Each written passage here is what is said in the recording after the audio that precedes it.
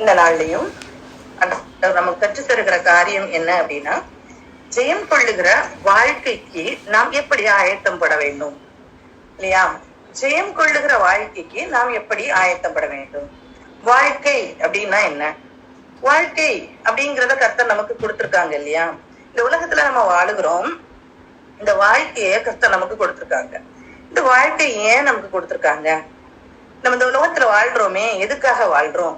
இதெல்லாம் நம்ம முதல்ல புரிந்து கொள்ளணும்.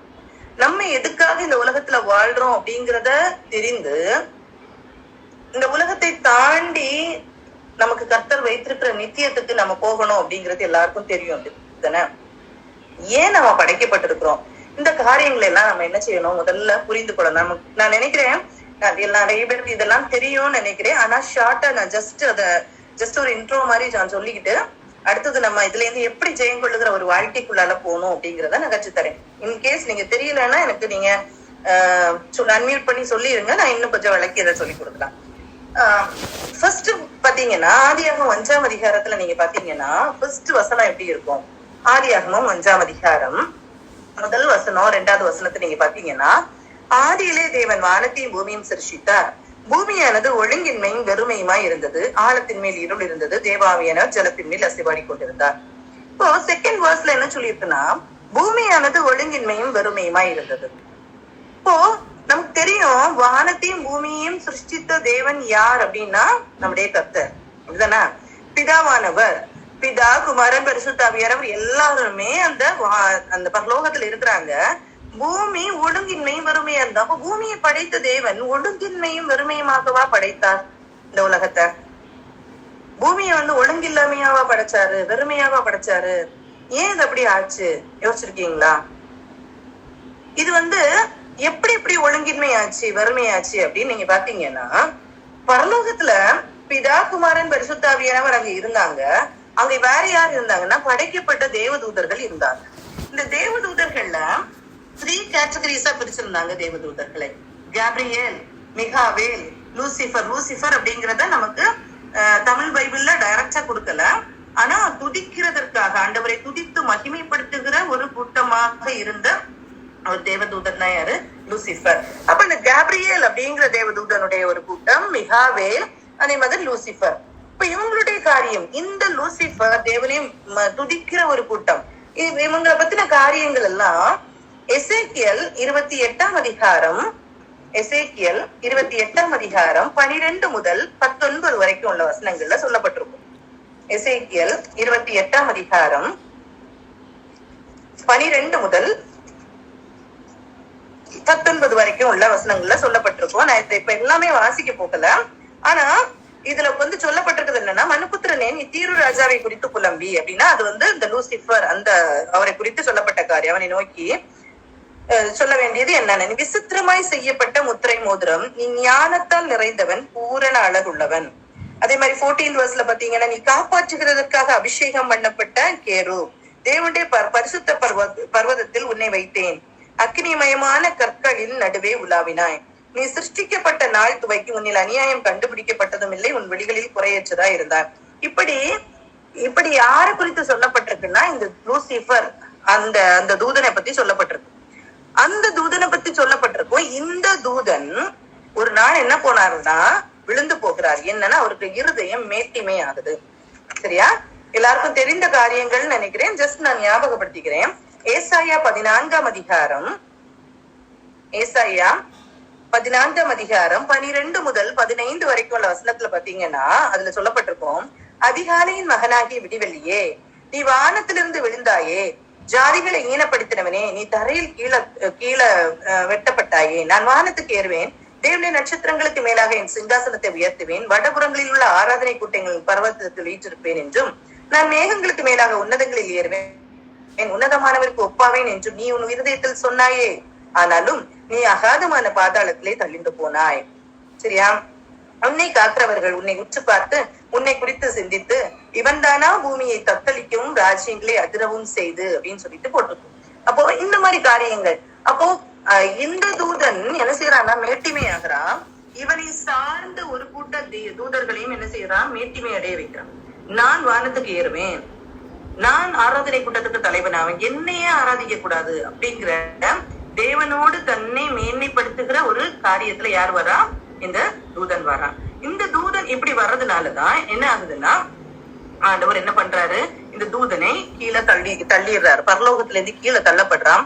கீழே தள்ளப்படும் போதுதான் பூமி எப்படி இருக்கு? வெறுமையா இருக்குது, ஒழுங்கின்மையா இருக்குது. கீழே போய் அவன் சாம்பலை போல மாறி போனான். சரியா? இதுதான் சாத்தான். சாத்தான் எங்கேன்னு வந்தான்னா, தள்ளப்பட்ட தூதன் தான் யாரு? சாத்தான். சாத்தான் வேற எங்கேன்னு உருவாகல, தூதனா இருந்தவன் தள்ளப்பட்ட நேரத்துல சாத்தானாக மாறுகிறான். சரியா? இப்படி இருந்த நேரத்துல மேட்டிமை அடைந்த நேரம் அப்படின்னு சொல்லப்பட்டிருக்கு இல்லையா? அதே மாதிரி பாருங்க, இவர் விழும்போது, இந்த தூதன் விழும்போது 1/3 தூதர்களை என்ன செய்தான்? கீழே தள்ளி போட்டான். அது வெளிப்படுத்தல 12ஆம் அதிகாரம் 4ஆம் வசனத்துல சொல்லப்பட்டிருக்கிறது. சரியா? அதுக்கப்புறம் நீங்க யூதா 5ஆம் அதிகாரம் 6ஆம் வசனத்துல பாத்தீங்கன்னா சொல்லி, ஆதி மேன்மையை காத்து கொள்ளாதவன் அப்படின்னு சொல்லப்பட்டிருக்கு. யூதா 1:6 அந்த வசனத்துல சொல்லியிருக்கோம், ஆதி மேன்மையை காத்து கொள்ளல.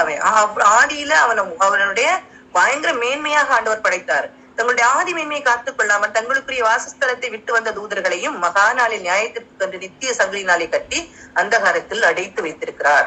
அப்ப அவங்களுக்காக ஏற்படுத்தப்பட்டதுதான் என்னது? நரகம். சரியா? இந்த தூதர்களுக்காக ஏற்படுத்தப்பட்டதுதான் நரகம். இந்த நரகத்துல தள்ளப்படுகிற இந்த சாத்தான் என்ன செய்யறானா, அப்படி தள்ளப்பட்டவனாக இருக்கிறான். இப்ப ஆண்டவர் பாக்குறாரு, பரலோகத்துல ஒரு வெற்றிடம் இருக்கு. அந்த வெற்றிடத்துல யாரை கொண்டு நிரப்ப வேண்டும்? நான் என்ன செய்ய, மனுஷனை படைக்க போறேன். ஆதியாகமம் 1ஆம் அதிகாரம் 26ஆம் வசனத்துல சொல்லியிருக்கோம். ஆதியாகமம் 1ஆம் அதிகாரம் 26ஆம் வசனத்துல சொல்லியிருக்கோம், பின்பு தேவன் நமது சாயலாகவும் நமது ரூபத்தின்படியும் மனுஷனை உண்டாக்குவோமாக, அவர்கள் சமுத்திரத்தின் மச்சங்களையும் ஆகாயத்து பறவைகளையும் மிருக ஜீவன்களையும் பூமி அனைத்தையும் பூமியின் மேல் ஊறும் சகல பிராணிகளையும் ஆளக்கடவர்கள் என்றார். நமது சாயலாக, நமதுன்னா என்ன? பிதா, குமாரன், பரிசுத்த ஆவியானவர், அவருடைய சாயலாக மனுஷனை உண்டாக்குவோம் அப்படின்னு சொல்லிட்டு என்ன செய்யறாங்க? மனுஷனை உண்டாக்குறாங்க. மனுஷனை உண்டாக்கி அந்த மனிதனை இந்த தள்ளப்பட்ட தூதன் இருந்த அந்த பரலோகத்துல கொண்டு வைக்கணும். அதுக்காக தான் கர்த்தர் என்ன செய்யறாரு? மனுஷனை படைக்கிறாரு. மனுஷன் மூலமாக உருவாக்கப்படுகிற சந்ததிகள் எப்படி இருக்கணும்னு கர்த்தர் நினைக்கிறாருன்னா, தேவ பக்தி உள்ள ஒரு சந்ததியா இருக்கணும் அப்படின்னு சொல்லிட்டு கர்த்தர் நினைக்கிறாரு. இதுதான் கர்த்தர் மனிதனை படைத்ததுக்கு நோக்கம். ஆனா இந்த மனிதன் என்ன செய்யறான்னா, தள்ளப்பட்டு போறான். இந்த மனிதன் தள்ளப்பட்டு போற காரியங்கள் உங்களுக்கு தெரியுது. அப்போ கர்த்தர் என்ன செய்யறான்? இப்ப சாத்தான் விழுந்து போறான். சாத்தான் மனுஷனை என்ன செய்யறான்? கண்டிப்பா வஞ்சிப்பான். கண்டிப்பா எந்த இடத்துல பரலோகத்துல வைக்கப்படுகிறாரோ அந்த இடத்துல இருந்து வைக்க விடாதபடிக்கு மனிதன் என்ன செய்வான்? சோதனைகளை கொடுத்து என்ன செய்ய போறான்? மனுஷனை வஞ்சிக்கிறான், வஞ்சித்து கொண்டே இருக்கிறான். இப்படிப்பட்ட நேரத்துல என்ன செய்யறோம்னா, கர்த்தர் ஆதாம் ஏவாளை உருவாக்குறாங்க. இந்த காரியங்கள் உங்களுக்கு தெரியும், உருவாக்குறாங்க. அதுக்கப்புறம் அந்த மனிதர்கள் கிட்ட ஆண்டவர் என்ன சொல்றாருன்னா, இந்த தோட்டத்துல எல்லாவற்றையும் நீங்க என்ன செய்யலாம்? சாப்பிடலாம், எல்லா கனிகளையும் சாப்பிடலாம். ஆனா ஒரே ஒரு கனியை மட்டும் சாப்பிடக்கூடாதுன்னு சொன்னாங்க இல்லையா? ஆதியாகமம் 2ஆம் அதிகாரம் 8 முதல் 10 வரைக்கும் உள்ள வசனங்கள். தேவனாகிய கர்த்தர் கிழக்கே ஏதேன் என்னும் ஒரு தோட்டத்தை உண்டாக்கி தாம் உருவாக்கின மனுஷனை அதிலே வைத்தார். தேவனாகிய கர்த்தர் பார்வைக்கு அழகும் புசிப்புக்கு நலமுமான சகலவித விருட்சங்களையும் தோட்டத்தின் நடுவிலை விருட்சத்தையும் ஜீவ விருட்சத்தையும் நன்மை தீமை அறியத்தக்க விருட்சத்தையும் பூமியிலிருந்து முளைக்க பண்ணினார். இந்த இடத்துல என்ன சொல்லி இருக்குன்னா பாருங்க, தோட்டத்துல சகலவித விருட்சங்களையும் வச்சாரு. தோட்டத்தின் நடுவுல 2 விருட்சங்களை வைக்கிறார். ஜீவ விருட்சத்தையும் வைக்கிறாங்க, நன்மை தீமை அறிக்கத்தக்க விருட்சத்தையும் வைக்கிறாங்க. சரியா? இதுல கர்த்தர் என்ன சொல்றாங்க? இந்த தோட்டத்துல கர்த்தர் மனுஷனை நோக்கி 16th verseல சொல்லியிருக்கோம், நீ தோட்டத்துல சகல விருட்சத்தின் கனியையும் புசிக்கவே புசிக்கலாம், ஆனாலும் நன்மை தீமை அறியத்தக்க விருட்சத்தின் கனியை புசிக்க வேண்டாம். அப்போ அப்படி சொல்லப்படும் போது எதை புசிக்கலாம்? ஜீவ விருட்சத்தையும் ஆக்சுவலி புசிக்கலாம், அப்படித்தானே? அந்த வேர்ஸ்ல இருக்கு, எல்லா நிறைய சகலவித விருட்சங்களையும் கர்த்தர் உண்டாக்கினார். அதே மாதிரி தோட்டத்தின் நடுவுல ஜீவ விருட்சத்தையும் நன்மை தீமை அறியத்தக்க விருட்சத்தையும் வைக்கிறார். நடுவுல ஜீவ விருட்சமும் இருக்கு, நன்மை தீமை அறியத்தக்க விருட்சமும் இருக்கு. ஜீவ விருட்சத்தை சாப்பிடக்கூடாதுன்னு கர்த்தர் சொல்லவே இல்லை. நன்மை தீமை அறியத்தக்க விருட்சத்தை நீ சாப்பிடக்கூடாதுன்னு சொல்றாரு. ஆனா இந்த நன்மை தீமை அறியத்தக்க விருட்சத்தை சாப்பிடக்கூடாதுன்னு சொல்லும் போது அந்த விருட்சத்தை, அந்த கனியை சாப்பிடுறதுக்கு சர்ப்பமானது என்ன செய்யுது? வஞ்சிக்குது. யாரு? சாத்தான் வஞ்சிக்கிறான் ஏவாளை. சரியா? இப்படி வஞ்சித்ததுனால ஏவாள் என்ன செய்யறாங்க? அதை சாப்பிடுறாங்க. சாப்பிட்டுட்டு ஆதாமுக்கு கொடுக்குறாங்க. ஆதாமும் என்ன செய்யறான்? அதை வாங்கி சாப்பிடுறாங்க. இந்த காரியங்கள் எல்லாம் தெரியும் இல்லையா? இந்த காரியங்கள் எல்லாம் தெரியும். இந்த காரியம் முடிச்சுட்டு இந்த சாப்பிட்டதுனால இவங்க பாவம் பண்றாங்க. இந்த பாவம் பண்ணும்போது இவங்களால என்ன பண்ண முடியல? கர்த்தருக்கு முன்னால போய் நிக்க முடியல. தேவன் வர்றாரு. என்னைக்குமே தோட்டத்துல உலாவ வர்றது மாதிரி உலாவ வராங்க. ஆனா என்ன செய்ய முடியல? இவங்களுக்கு என்ன செய்ய முடியல? தேவனோட போய் இருக்க முடியல. தேவனோட போய் இது பண்ண முடியல. அவங்களுக்கு தாங்கள் நிர்வாணிகள் அப்படின்னு சொல்லிட்டு ஒரு எண்ணம் அவங்களுக்கு தெரிந்த உடனே அவங்க என்ன செய்யறாங்க? அத்தி இலைகளை உருவாக்கி போட்டுக்கிறாங்க. சுயநீதியோடு அவங்க என்ன செய்யறாங்க? ஏதோ நம்ம ஏதோ பெர்ஃபெக்டா இருக்கிற மாதிரி அவங்க பண்றாங்க. ஆனா தேவன் வரும்போது அவங்களால என்ன பண்ண முடியல? கர்த்தருக்கு முன்னால போய் நிற்க முடியல.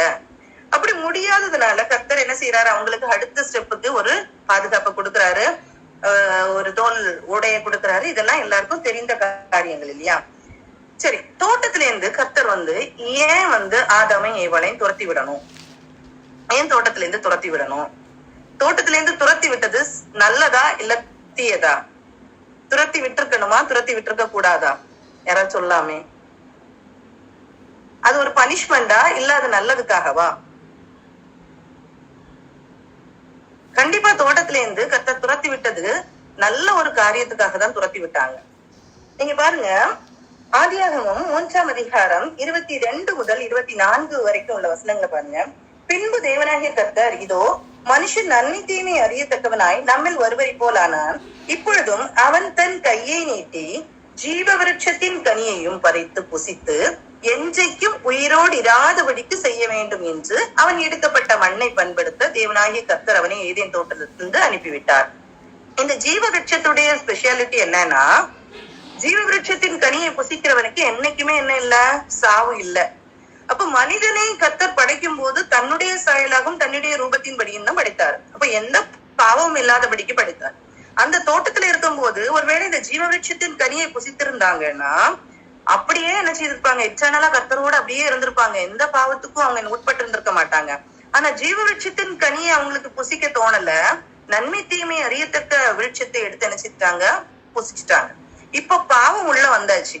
இந்த பாவ சரீரத்தோடு இருக்கிற இந்த ஆதாமும் ஏவாளும் இதை புசிச்சாங்கன்னா, ஜீவ விருட்சத்தின் கனியை புசிச்சாங்கன்னா என்றென்றைக்கும் பாவமாக இருந்து சாத்தானோடு தான் இருக்கணும். அப்பதான் கர்த்தர் என்ன பண்றாருன்னா வெளியே தோட்டத்துல இருந்து அனுப்பி விடுறாங்க. நீங்க என்ன பண்ண வேண்டாம், இதை நீ புசிக்க வேண்டாம் அப்படின்னு சொல்லித்தான் அது காவல் செய்கிறதற்காக ஏதேன் தோட்டத்துல கேருபீன்களையும் வீசுகிற சுடரொளி பட்டயத்தையும் வைத்து காவல் பண்ணி வைக்கிறார். சரியா? இப்போ தோட்டத்தை விட்டு வெளியே துரத்தப்பட்ட ஆதாமும் ஏவாளும் தான் எடுத்த மண்ணை பண்படுத்துகிறதற்கு வெளியே வந்தாங்க. இனி அவங்க என்ன செய்யணும்? அவங்க வேர்வை சிந்திதான் அவங்க என்ன செய்யணும்? உழைத்து அந்த சாபங்கள், இந்த காரியங்கள் எல்லாம் அதுல கொடுத்திருந்த காரியங்கள் எல்லாம் நீங்க அதை வாசிச்சீங்கன்னா தெரியும். எனிவே ஹியூமன் என்ன செய்துட்டான்? இப்போ சாத்தானுடைய கைக்குள்ளால வந்துட்டான். இப்ப ஆண்டவர் என்ன சொல்றாங்கன்னா, நீங்க போனீங்க, இந்த உலகத்துக்குள்ளால போயிட்டீங்க. இந்த உலகத்துக்குள்ள போன நீங்க ஜெயித்து, இந்த உலகத்தை ஜெயித்தவர்களாக திரும்பி வரும்போது நான் சில காரியங்களை செய்வேன் அப்படின்னு சொல்லிட்டு கர்த்தர் சொல்றாரு. சரியா? அப்போ இந்த உலகத்துல வாழுகிற நாம், அந்த சந்ததியில வந்தவங்க தானே நாம். இதை நம்ம என்ன செய்யறோம்னா, நம்ம இந்த உலகத்தை ஜெயித்து போகும்போது கர்த்தர் நிறைய காரியங்களை நமக்கு தருவேன்னு சொல்லியிருக்கிறாங்க. சரியா? இதுல கலாத்தியர் 5ஆம் அதிகாரம் 19 முதல் 21 வரைக்கும் உள்ள வசனத்துல சொல்லப்பட்டிருக்கும். மாம்சத்தின் கிரியைகள் நிறைய காரியங்கள் சொல்லப்பட்டிருக்கும். 17 காரியங்கள் சொல்லப்பட்டிருக்கும். இந்த 17 காரியங்கள் இருந்துச்சுன்னா நீங்க என்ன செய்ய முடியாது? நம்ம பரலோகத்துக்கு போக முடியாது அப்படின்னு சொல்லிட்டு கரெக்டா கர்த்தர் சொல்லியிருக்காரு. இதெல்லாம் மாம்சத்தின் கிரியைகள், பாவ கிரியைகள். இந்த மாம்சத்துல இருந்த கிரியைகள் நாம் செய்து கொண்டு இருப்போமானால் நம்ம என்ன செய்ய முடியாது? பரலோகத்துக்கு போக முடியாது அப்படின்னு தெளிவா சொல்லியிருக்கு. சரி, இந்த கிரியைகள் கடைசி வரைக்கும் நமக்குள்ளால இருக்கதான் செய்யும். நம்ம இதை மேற்கொண்டு வெளியே வரணும். அதே மாதிரி கர்த்தர் என்ன சொல்றாருன்னா, மத்தேயு 7ஆம் அதிகாரம் 21ஆம் வசனத்துல சொல்லியிருக்கோம், தேவனுடைய சித்தத்தின்படி செய்கிறவர்கள் மாத்திரமே என்ன செய்ய முடியும்? பரலோக ராஜ்யத்துக்கு போக முடியும். மற்ற மாதிரி கர்த்தாவே கர்த்தாவேன்னு சொல்லிட்டு கர்த்தருடைய சித்தம் செய்யாதபடிக்கு நம்ம வேற காரியங்களை நமக்காக கர்த்தர் ஒரு திட்டத்தை வைத்திருக்கிறார். அந்த திட்டத்தை செய்யாதபடிக்கு நாம் பாட்டுக்கு ஏதோ கர்த்தருக்கு செய்யறேன்னு சொல்லிட்டு செஞ்சுட்டு இருந்தாலும் கர்த்தர் என்ன செய்ய போறது இல்ல, நம்மளை ஏற்றுக்கொள்ள போறது அல்ல அப்படின்னு சொல்லியிருக்கோம் இல்லையா. அப்போ தோற்று போன இந்த உலகத்துல வாழ்ந்து கொண்டிருக்கிற மக்கள் நாம். அப்போ இந்த தோற்று போன உலகத்துல வாழ்ந்து கொண்டிருக்கிற மக்கள் என்ன செய்யணும், கண்டிப்பா ஒரு சக்சஸ்ஃபுல் லைஃப்குள்ளால போகணும். அப்போ கர்த்தர் நிறைய காரியங்களை நமக்கு சொல்லி கொடுத்திருக்காங்க. அப்போ அந்த சக்சஸ்ஃபுல் லைஃப்குள்ளால நம்ம போனோம்னா கர்த்தர் அந்த ஜெயம் கொள்ளுகிற வாழ்க்கைக்குள்ளால நாம் போகும்போது நிறைய காரியங்களை கர்த்தர் நமக்கு தருவேன் அப்படின்னு சொல்லிட்டு சொல்லியிருக்காரு. அதுதான் நம்ம இன்னைக்கு கற்றுக்கொள்ள போகிற காரியங்கள். ஜெயம் கொள்ளுகிற வாழ்க்கை நாம் எப்படி வாழ்றது, முதல்ல நம்ம பார்ப்போம். ஜெயிக்கிறவர்களுக்கு கர்த்தர் என்னென்ன கொடுக்க போறாரு அப்படின்னு சொல்லிட்டு பார்ப்போம். நான் சொன்னேன் ஃபர்ஸ்ட், அந்த அந்த ஜீவவிருட்சத்தின் கனியை புசிக்க கூடாதபடிக்கு, புசிக்க வேண்டாம்னு சொல்லிட்டு வெளியே துரத்திட்டார் இல்லையா. ஆனா வெளிப்படுத்தல் 2ஆம் அதிகாரம் 7ஆம் வசனத்தை பாருங்க. ஆவியானவர் சபைகளுக்கு சொல்லுகிறதை காதுள்ளவன் கேட்க கடவன். ஜெயம் கொள்ளுகிறவன் எவனோ அவனுக்கு தேவனுடைய பரதீசின் மத்தியில் இருக்கிற ஜீவ விருட்சத்தின் கனியை புசிக்க கொடுப்பேன் என்று எழுது. இப்போ ஃபர்ஸ்ட் கர்த்தர் என்ன சொல்றாரு, ஜெயித்து வருகிறவங்களுக்கு நான் என்ன கொடுப்பேன், பரதேசின் மத்தியில் இருக்கிற ஜீவ விருட்சத்தின் கனியை புசிக்க கொடுப்பேன். அப்ப ஏதேன் தோட்டம் எப்படி சொல்லப்பட்டதோ அதற்கு ஈக்குவலன்ஸா நமக்கு சொல்லப்பட்ட இடம் தான் என்னது, பரதீசு. அந்த பரதீசின் மத்தியில எது இருக்கு, ஜீவ விருட்சத்தின் கனி இருக்கு. இந்த ஜீவ விருட்சத்தின் கனியை உலகத்தை விட்டு ஜெயித்து வருகிறவர்களுக்கு கொடுப்பேன் அப்படின்னு சொல்லிட்டு கர்த்தர் சொல்றாரு. சரியா? அப்போ அன்னைக்கு ஆதாமும் ஏவாளும் அந்த ஜீவ விருட்சத்தின் கனியை புசிக்க கூடாதபடிக்கு தோட்டத்தை விட்டு வெளியே துரத்தப்பட்டார்கள். ஏன்னா பாவ சரீரத்துல இருக்கிறாங்க. பாவத்துல இருக்கிறவர்கள் அதை புசிக்க கூடாது. புசிச்சாங்கன்னா நித்தியமா அவங்க அந்த பாவத்தோட இருப்பாங்க. அதனால நாம் திருப்பி மீட்கப்பட்டு என்ன செய்யணும், இந்த உலகத்தை ஜெயித்து போகிறவர்களுக்கு நான் என்ன செய்வேன், இந்த ஜீவ விருட்சத்தின் கனியை புசிக்க கொடுப்பேன்னு சொல்றாங்க. அதுக்கப்புறம் வெளிப்படுத்தல் 2ஆம் அதிகாரம் 11ஆம் வசனம். வெளிப்படுத்தல 2ஆம் அதிகாரம் 11ஆம் வசனத்துல என்ன சொல்லியிருக்குன்னா, ஜெயம் கொள்ளுகிறவன் 2ஆம் மரணத்தினால் சேதப்படுவதில்லை என்று எழுது. 2ஆம் மரணத்தினால் சேதப்படுவதில்லை. அப்ப 2ஆம் மரணம்னா என்ன அப்படிங்கறது தெரியணும். அது டீட்டெயிலா நான் சொல்லல. ஒரு 2ஆம் மரணம் அப்படின்னு சொல்றோம்னா முதல்ல ஒரு உயிர்த்தெழுதல் அப்படிங்கிறது ஒண்ணு வந்திருக்கணும், அப்படித்தானே? முதல்ல ஒரு டெத் அப்படிங்கிறது இருக்கு. முதல் டெத் எங்க வந்துச்சுன்னா ஏதேன் தோட்டத்துலதான் வந்துச்சு.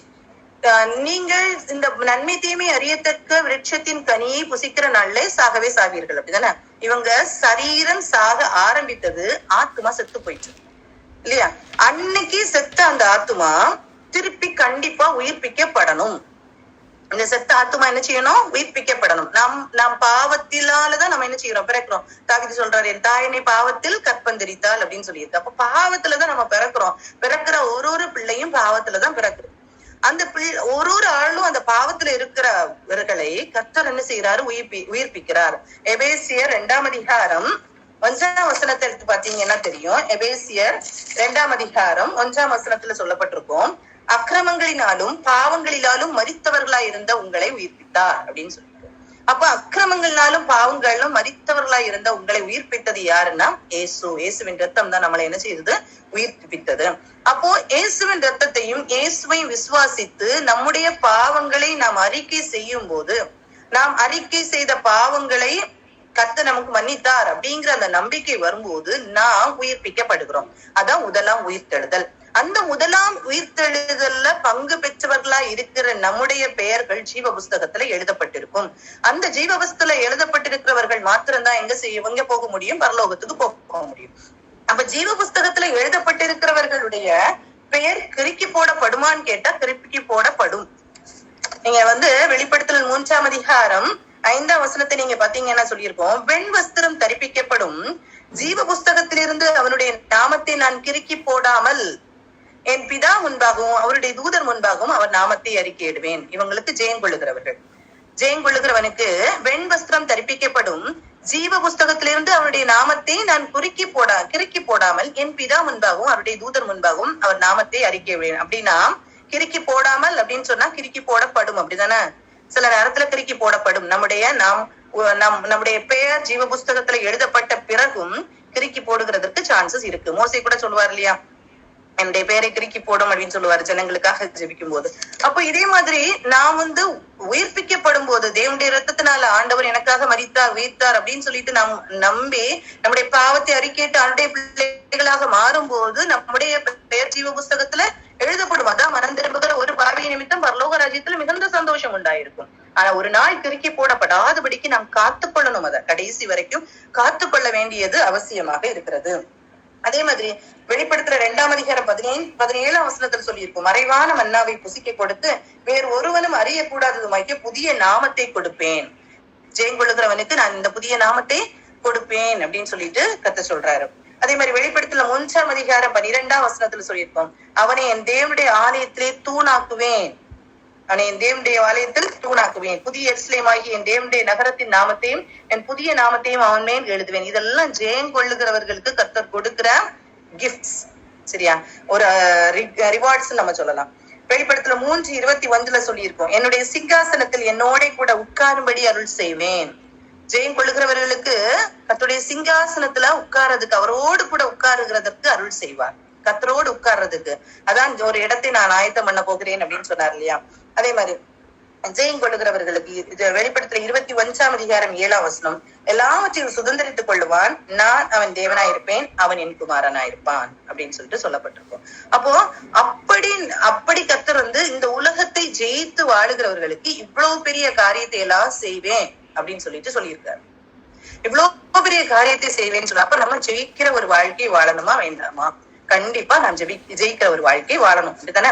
இந்த ஜெயிக்கிற ஒரு வாழ்க்கையை நாம் எப்படி வாழ்றோம் அப்படிங்கறதுதான் நம்ம இன்னைக்கு கற்றுக்கொள்கிறோம். சரியா, இன்னைக்கு நம்ம உலகத்துல பார்க்கும்போது நிறைய காரியங்கள், நம்முடைய இந்த உலகத்துல பார்க்கும்போது இந்த நம்ம வாழுகிற கொஞ்ச நாட்கள் இன்னைக்கு உலகத்துல நான் முக்கியத்துவப்படுத்துகிற காரியங்கள் அப்படின்னு பார்க்கும்போது உண்மையிலேயே நம்முடைய படிப்பை நம்ம முக்கியத்துவப்படுத்துகிறது உண்டு.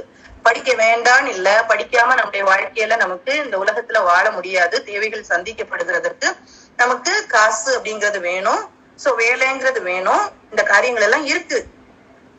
ஆனாலும் இந்த படிப்பு அப்படிங்கிறது நம்ம இப்ப எல்லா பிள்ளைகளுக்கும் நாம் கொடுக்கிறது. நாமும் படித்தவர்கள், நாமும் படிச்சிருக்கோம் இல்லையா. சோ நான் என்ன பண்றேன்னா, நாம் இந்த உலகத்துல வைக்கப்பட்டிருக்கிறது எதுக்காக? ஒரு இந்த உலகத்துல நம்ம வைக்கிறோம். சாத்தான் என்ன செய்யறான்னா அவன் பக்கமா நம்மளை இழுக்கிறான். இயேசு என்ன செய்யறாருன்னா அவர் பக்கமாக இழுக்கிறாரு. அப்படித்தானே? நம்ம தான் இடையில நிக்கிறோம். நம்ம சாத்தானுக்கு கீழ்ப்படிந்து போகிறோமா இல்ல கர்த்தருக்கு கீழ்ப்படிந்து கர்த்தருடைய பிள்ளைகளா இருக்கிறோமா? இப்போ நாம் கர்த்தருக்கு கீழ்ப்படிந்தால் கர்த்தருக்கு சந்தோஷம், நாம் சாத்தானுக்கு கீழ்ப்படிந்தால் சாத்தானுக்கு சந்தோஷம். ஆனா கர்த்தர் என்ன சொல்றாரு, நான் வாசப்படியில நின்று தட்டி கொண்டு இருக்கிறேன், என் சத்தத்தை கேட்டு கதவை திறந்தா நான் உள்ள வரேன், யாரையும் கம்பல் பண்ண போறதே இல்ல. அவர் ஜென்டில்மேன், யாரையும் கம்பல் பண்ண போறது இல்ல, அவர் ஜென்டில்மேன். ஆனா அவளோடு காத்திருக்கிறார். யார் ஏற்றுக்கொள்வான்னு சொல்லிட்டு அவளோட காத்திருக்கிறார். கர்த்தர் படைத்த ஒரு தூதன் அவன் மேட்டிமையாகி விழுந்து போனான். இனி எந்த மேட்டிமையும் அடைகிற யாரையும் கர்த்தர் என்ன செய்யல, அங்க ஏற்றுக்கொள்ளுகிறதற்கு அல்ல. உண்மையான அன்பு அதுதான் முக்கியம். அன்போடு கர்த்தரை சேவிக்கிறவர்களை மாத்திரம்தான் கர்த்தர் என்ன செய்வாரு, ஏற்றுக்கொள்வாரு. ஏற்றுக்கொள்ளுவேன் அப்படின்னு சொல்லிட்டு கர்த்தர் சொல்றாரு. வெளிப்படுத்த 21ஆம் அதிகாரம் 8ஆம் வசனத்துல கூட சொல்லியிருக்கோம், யாரெல்லாம் பயப்படுகிறவர்கள் பயந்து ஆண்டவரை சேவிக்கிறது அல்ல. அவிசுவாசிகள், அருவருப்பானவர்கள், கொலைபாதகர், விபச்சாரக்காரர், சூனியக்காரர் இதெல்லாம் இருக்கு. ஆனா முதல்ல பயப்படுகிறவர்கள் இருக்கு இல்லையா. அதுக்கு விளக்கம் வேற ஒரு இடத்துல இருக்கும். அந்த உண்மையான அன்பு இல்லாதவர்கள், ஆக்சுவலா அன்போடு ஆண்டவரை சேவிக்காம ஐயோ நரகத்துக்கு போயிருவோமே, இப்படி நடந்துருமோ அப்படி நடந்துருமோ அப்படின்னு நினைச்சு ஆண்டவரை ஒரு பயத்தோடு, அப்படின்னா ஏதோ நடந்துருமோ, ஆண்டவர் அடிச்சிருவாரோ, இது அந்நிய ஜனங்கள் சொல்லுவாங்க, அந்த தேவர்கள் அடிச்சிருவாங்களோ அதனால நான் இப்படி பண்றேன். அப்படி கிடையாது. நம்முடைய தேவன் அன்புள்ள தேவன். அன்போடு கர்த்தரை ஏற்றுக்கொள்கிறவர்களை மாத்திரம்தான் கர்த்தர் என்ன செய்வாருன்னா பரலோகத்துல ஏற்றுக்கொள்வாரே தவிர ஒரு எரிச்சலோடோ ஒரு கட்டாயத்தினாலேயோ கர்த்தரை தேடினோமானால் ஆண்டவருக்கு தேவையே கிடையாது. அப்படி யாரையும் கட்டாயப்படுத்தி இல்ல யாரையும் ரோபோட் மாதிரி அவர் வழி வச்சு கர்த்தருக்கு தேவையே கிடையாது. அப்படி ஒரு ஆள் அவருக்கு தேவையே கிடையாது. அப்படி ஆண்டவரை முழு மனதோடு ஆராதிக்கிற, முழு மனதோடு துதிக்க யாருக்கெல்லாம் முடியுமோ அவங்கள மட்டும்தான் கர்த்தர் என்ன செய்யறாருன்னா தேடுறாரு.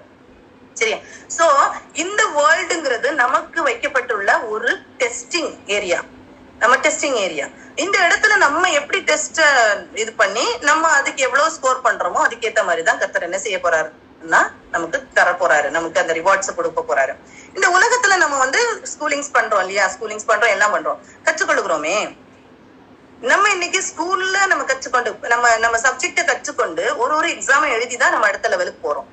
இந்த மாதிரி போகும்போது நம்ம எப்படி கற்றுக்கொள்கிறோம், இதை ரிலேட் பண்ணி இத சொல்லும் போது கண்டிப்பா எல்லாருக்கும் புரியும்னு நினைக்கிறேன். இந்த நம்ம வேர்ல்ட்லியா இருக்கிற ஒரு எக்ஸாம் எழுதும் போது நம்ம பிள்ளைகள் எப்படியெல்லாம் படிக்கிறாங்க, நாம் எப்படியெல்லாம் படிச்சிருப்போம், நம்ம படித்ததை விட இப்ப பிள்ளைகளுக்கு நிறைய காரியங்கள் இன்னைக்கு உலகத்துல பிள்ளைகளை வேதத்தை திறக்க விடாதபடிக்கு அவ்வளோத்துக்கு என்ன செய்யறாங்க, அந்த எஜுகேஷன் ரொம்ப பிள்ளைகளை என்ன செய்யுது அப்படி கடினப்படுத்தி கொண்டே இருக்கு. அவ்வளோத்துக்கு படிக்க படிக்க படிக்க படிக்க நிறைய இன்புட்ஸ் கொடுத்துக்கிட்டே இருக்க வேண்டியதா இருக்கு. அப்படி ஒரு உலகத்துல நம்ம வாழ்ந்துட்டு இருக்கோம். திரும்பி பார்க்க முடியாத அளவுக்கு அன்னைக்கு எகிப்துல இஸ்ரவேல் ஜனங்கள் எப்படி அடிமைப்படுத்தப்பட்டார்களோ, விடுதலைக்காக அவங்க ஆசைப்பட்ட நேரத்துல இன்னும் அவங்களுக்கு பழுக்கள் கொடுக்கப்பட்டதோ, அதே போலதான் இன்னைக்கு நான் விடுதலையோடு கர்த்தரை ஆராதிக்கணும், கர்த்தரை அறிந்து கொள்ளணும் அப்படிங்கிற தாட்டே எண்ணமே வரக்கூடாதபடிக்கு இன்னைக்கு அப்படி எஜுகேஷன் பிள்ளைகளை என்ன செய்து அழுத்தி கொண்டு இருக்கிறது. அப்படிப்பட்ட காலத்துல இருக்கிற நாம் எப்படி இந்த உலகத்தை ஜெயிக்க முடியும் அப்படிங்கிறத அந்த பாயிண்ட் ஆஃப் வியூல வச்சே நான் இன்னைக்கு சொல்லி தரலாம் அப்படின்னு நினைக்கிறேன். சரியா? சரி, ஒரு எக்ஸாம்ல பாஸ் பண்ணணும்னா, ஒரு வேர்ல்ட்லி எக்ஸாம்ல பாஸ் பண்ணணும்னா ஒரு ஹை மார்க்ஸ் ஸ்கோர் பண்ணணும்னு நம்ம நினைக்கிறதா இல்லையா? பாஸ் பண்ணணும் பிளஸ் ஹை மார்க்ஸ் ஸ்கோர் பண்ணணும் அப்படின்னு நினைக்கிறோம். அதே மாதிரிதான் பரலோக ராஜ்யத்திலையும் ஜஸ்ட் நம்ம என்ட்ரானா போதுமா, இல்ல கர்த்தரோட நெருங்கி அவரோடு சேர்ந்து வாழுகிற ஒரு அனுபவம் வேணுமா? ஜஸ்ட் என்ட்ரான போதும்ன்ற ஒரு தாட்டோட இருந்த நாட்களும் உண்டு. எப்படியோ நம்ம தப்பி பரலோகத்துல போயிச்சா போதும். ஆனா ஆண்டவரை அறிய அறிய அறிய அறிய கர்த்தரிடத்துல அன்பு வர வர நம் கர்த்தரோடு நெருங்கி அவருடைய மார்போடு சாய்ந்திருக்க வேண்டும். அந்த எண்ணம் நமக்கு வரும் இல்லையா? ஒரு படிக்காத பிள்ளை ஃபெயில் ஆயிடுச்சுன்னா ஜஸ்ட் பாஸ் ஆயிட்டா போதும் அப்படின்னு தோணும். ஆனா ஒரு 60% 70% வாங்குற பிள்ளைகளை இன்னும் படிச்சு 90% வாங்கணும், 90% வாங்குற பிள்ளைய இன்னும் 100% வாங்க வைக்கிறதுக்காக தான் இன்னைக்கு உலகத்துல நம்ம என்ன செய்யறோம், நம்ம பாடுபட்டுக்கிட்டே இருக்கோம். இதையே பேஸ் பண்ணி நான் என்ன செய்யறேன்னா நம்ம எப்படி நம்ம கற்றுக்கொள்ளணும் அப்படிங்கிறத நான் சொல்லி கொடுக்கலாம்னு நினைக்கிறேன். இப்ப ஃபர்ஸ்ட் ஒரு எக்ஸாம் நம்ம பண்ண போறோம்னா ஃபர்ஸ்ட் நம்ம சூஸ் பண்ண வேண்டியது என்ன? ஃபர்ஸ்ட் என்னன்னா we should choose the right syllabus and learn. இப்ப ஃபர்ஸ்ட் என்ன பண்ணணும், ஒரு ரைட் சிலபஸ சூஸ் பண்ணணும் இல்லையா? ஒருத்தங்க ஒரு இதை கற்றுக்கொள்ளுகிறாங்கன்னா சிலபஸ் ஃபர்ஸ்ட் கண்டிப்பா பாப்பாங்க. அந்த சிலபஸ் பேஸ் பண்ணி தான் கொஸ்டின்ஸ் கேட்பாங்க. அந்த சிலபஸே தெரியாம ஒரு ஆள் எக்ஸாம் எழுத முடியுமா? கண்டிப்பா முடியாது. சிலபஸ் கண்டிப்பா வேணும். அந்த சிலபஸ மட்டும் வச்சிருந்தாலும் பத்தாது, அந்த சிலபஸ என்ன செய்யணும், நம்ம கற்றுக்கொள்ளணும். அப்படித்தானே? உலகத்துல படிக்கிற எந்த கல்விக்கானாலும் ஒரு சிலபஸ் கொடுத்திருப்பாங்க. அந்த சிலபஸ்ல என்னென்ன போர்ஷன்ஸ் இருக்கு அதை பார்த்து கற்றுக்கொள்ளுகிறவர்கள் மாத்திரமே அந்த எக்ஸாமுக்கு தன்னை ப்ரிப்பேர் பண்ணி கொள்ள வேண்டும். இதே மாதிரிதான் நமக்கு கொடுக்கப்பட்டுள்ள சிலபஸ் என்ன, நாம் கர்த்தரிடத்துல போகிறதற்கு, நாம் ஹெவன்ல போய் ரீச் ஆகுறதற்கு நமக்கு கொடுக்கப்பட்ட சிலபஸ் என்ன அப்படின்னு எல்லாருக்கும் தெரியும். பைபிள் தானே நமக்கு கொடுக்கப்பட்டது. பைபிள் தான். இந்த பைபிளை கையில மட்டும் வச்சிருந்தா பத்தாது, சிலபஸ வாங்கி கையில வச்சிருந்தா பத்தாது. சிலபஸ நம்ம என்ன செய்யணும், கற்றுக்கொள்ளணும். இதுதானே சிலபஸை கற்றுக்கொள்ளணும். அப்போ கண்டிப்பா கர்த்தரை பற்றி நாம் அறிந்து கொள்ளணும். கர்த்தர் எப்படி இந்த உலகத்தை ஜெயித்தாரோ அதே மாதிரி நாமும் ஜெயிக்கணும். அதுதானே பைபிள் இருக்கு. எப்படி இயேசு இந்த உலகத்துல உலகத்தை ஜெயித்து காமிச்சாரோ அது எல்லாம் எழுதப்பட்டிருக்கிறது. வசனத்தை கொண்டு ஜெயித்தார் அப்படிங்கிறது நமக்கு ஆழமாக சொல்லப்பட்டிருக்கிறது. சாத்தானை ஜெயிக்கும் போது அவர் வசனத்தை வைத்துதான் ஜெயித்தாரு அப்படிங்கிறது சரியா சொல்லப்பட்டிருக்கிறது. இந்த வசனத்தை வைத்து ஜெயித்தாரே, இந்த வசனத்தை வைத்து ஜெயித்தாரே, நாம் எப்படி ஜெயிக்கணும் இதை நம்ம கற்றுக்கொள்ளணும். இது எங்கதான் இருக்கு? பைபிள்ல தான் இருக்கு. இதான் சிலபஸ் நமக்கு. அப்போ இதை நம்ம கற்றுக்கொண்டு எப்படி கர்த்தர் வாழ்ந்தாரோ, கர்த்தர் எப்படி ஜெபித்தார், எந்த இடத்துல ஜெபித்தார், எப்படி பிதாவோடு உறவு கொண்டிருந்தார், நாம் கர்த்தரோடு எப்படி உறவு கொள்ளணும், இயேசு என்ன செய்தார், நானும் பிதாவும் ஒன்றா இருக்கிறது போல நீங்களும் என்னோட ஒன்றா இருக்கணும் அப்படின்னு அன்னைக்கே வேண்டுதல் பண்ணாரே. இதே மாதிரி நாம் ஒன்றா இருக்கிறோமா? இது எல்லாத்தையும் எங்க இருந்து கற்றுக்கொள்ளணும்? நம்முடைய சிலபஸ்ல இருந்து கற்றுக்கொள்ளணும். நமக்கு சிலபஸ், நமக்கு இன்னைக்கு நமக்கு கொடுக்கப்பட்டிருக்கிற சிலபஸ் எல்லா மனுஷருக்கும் இது கிடைச்சிருக்கான்னு கேட்டா இல்ல. அப்படித்தானே? யோவான் 14ஆம் அதிகாரம் 6ஆம் வசனத்துல சொல்லப்பட்டிருக்கிறது, நானே வழியும் சத்தியமும் ஜீவனுமா இருக்கிறேன், என்னாலே அல்லாமல் ஒருவனும் பிதாவின் இடத்தில் வரான். என்னாலே அல்லாமல் ஒருவனும் பிதாவின் இடத்தில் வரான். அப்ப யாருமே இயேசு அறியாதபடிக்கு பிதாவின் இடத்துல போக முடியாது. ஆனா எத்தனை பேர் இன்னைக்கு உலகத்துல இயேசு அறியாதபடிக்கு இருக்கிறாங்க. எத்தனையோ ஜனங்கள் இருக்கிறாங்க, கோடிக்கணக்கான ஜனங்கள் இன்னைக்கு அறியாதபடிக்கு இருக்கிறாங்க இல்லையா? ஆனா நமக்கு அந்த ரைட் சிலபஸ், நமக்கு அந்த ரைட் சத்தியத்தை கர்த்தர் நமக்கு தந்திருக்காருன்னா நாம் எத்தனை பாக்கியவான்கள். நாம் இதை கற்றுக்கொள்ளுகிறோமா இல்லையா? யோவான் 10:7 சொல்லப்பட்டிருக்கிறது, நானே ஆடுகளுக்கு வாசல் என்று மெய்யாகவே மெய்யாகவே உங்களுக்கு சொல்லுகிறேன். ஒரு வாசல் தான், ஒரு வாசல் தான். அந்த வாசல் வழியா போனாதான் நம்ம என்ன செய்ய முடியும்? பரலோகத்தை போய் சேர முடியும். இயேசுவே வாசல், வேற யாரும் கிடையாது. வேற எதின் மூலமாகவும் நம்ம போக முடியாது. சோ நமக்கு ரைட் சிலபஸ் கிடைச்சிருக்கு, எத்தனையோ பேருக்கு கிடைக்கல. நாம் அதை யோசிச்சு ஆண்டவருக்கு நன்றி செலுத்தணும். அதே நேரம் அறியாது இருக்கிற ஜனங்களுக்கு நம்ம என்ன செய்யணும்? அவங்களுக்காக ஜெபிக்கணும். மத்தேயு 7:13-14 இந்த வசனத்தை நீங்க பாத்தீங்கன்னா, இது கிறிஸ்டியானிட்டிக்கு உள்ளால நம்ம வந்துருவோம். இந்த சிலபஸ் உள்ள வந்துடுச்சு, நம்ம கையில இருக்கு அப்படின்னு வச்சுக்கிறோம். இந்த வசனங்கள்ல என்ன சொல்லப்பட்டிருக்கு பாருங்க. இடுக்கமான வாசல் வழியாய் உட்பிரவேசியுங்கள், கேட்டுக்கு போகிற வாசல் விரிவும் வழி விசாலவுமா இருக்கிறது, அதன் வழியாய் பிரவேசிக்கிறவர்கள் அநேகர். ஜீவனுக்கு போகிற வாசல் இடுக்கமும் வழி நெருக்கமுமா இருக்கிறது, அதை கண்டுபிடிக்கிறவர்களே சிலர். அதை கண்டுபிடிக்கிறவர்களே சிலர் அப்படின்னா யோசிச்சு பாருங்க. இன்னைக்கு கிறிஸ்தவர்கள் அப்படின்னு சொல்லிட்டு நம்ம உட்கார்ந்து இருக்கோமே, எத்தனை பேர் இந்த இடுக்கமான வாசல் வழியாய் போவதற்கு,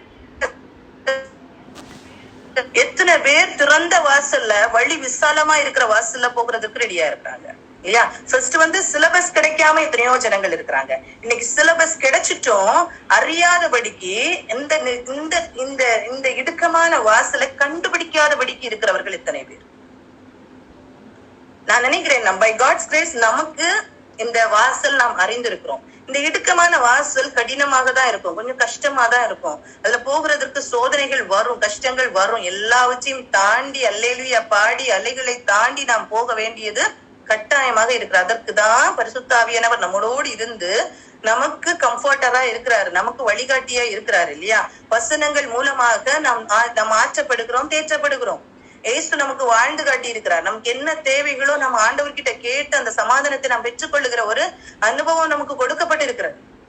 இந்த இடுக்கமான வாசல்ல போகிறதுதான் கொஞ்சம் கடினமா இருக்கும். ஆனா விசாலமான வாசல்ல போகிறது கடினம் எல்லாம் கிடையாது, எப்படினாலும் நம்ம வாழ்ந்து கொள்ளலாம் அப்படின்னு. ஆனா இடுக்கமான வாசல் வழியாய் உட்பிரவேசியுங்கள் அப்படின்னு சொல்லிட்டு வசனம் சொல்லுது. இதை நாம் கற்றுக்கொள்ளணும். அப்ப இந்த உலகத்துல வருகிற நெருக்கங்கள் வரும்போது நாம் நினைக்கணும், இந்த இடுக்கமான வாசல் வழியாதான் நம்ம போகணும். இத கர்த்தர் தான் நமக்கு துணை, வேற யாரும் நமக்கு துணை கிடையாது இந்த இடத்துல அப்படிங்கிறத நம்ம என்ன செய்யணும்? புரிந்து கொள்ளணும். அதே மாதிரி 2 தீமோத்தேயு 3:16-17 இந்த சிலபஸ்ல ஆண்டவர் நமக்கு கொடுத்திருக்கிற காரியங்கள் பாருங்க.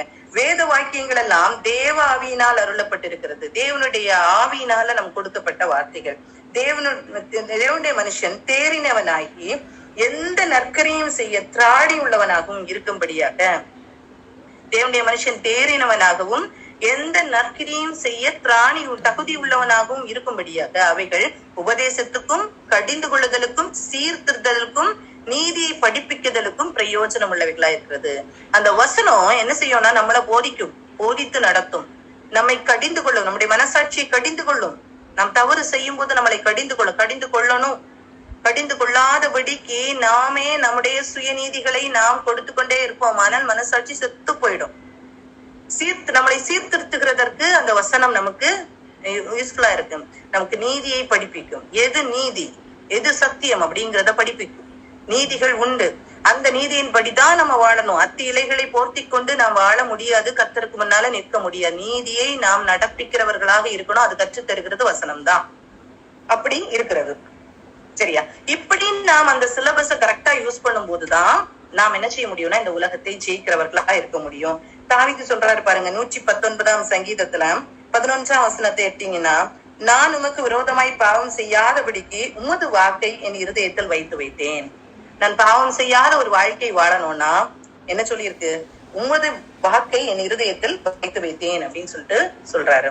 அதே மாதிரி 18 வசனம், 119 சங்கீதம் 18 வசனம், உமது வேதத்தில் உள்ள அதிசயங்களை நான் பார்க்கும்படிக்கு என் கண்களை திறந்துள்ளும். உமது வேதத்திலுள்ள அதிசயங்களை நான் பார்க்கும்படிக்கு என் கண்களை திறந்து. இன்னைக்கு எத்தனையோ கண்கள் அடைக்கப்பட்ட குருட்டு கண்களாக சாத்தான் அடைத்து வைத்திருக்கிறான் கண்கள்.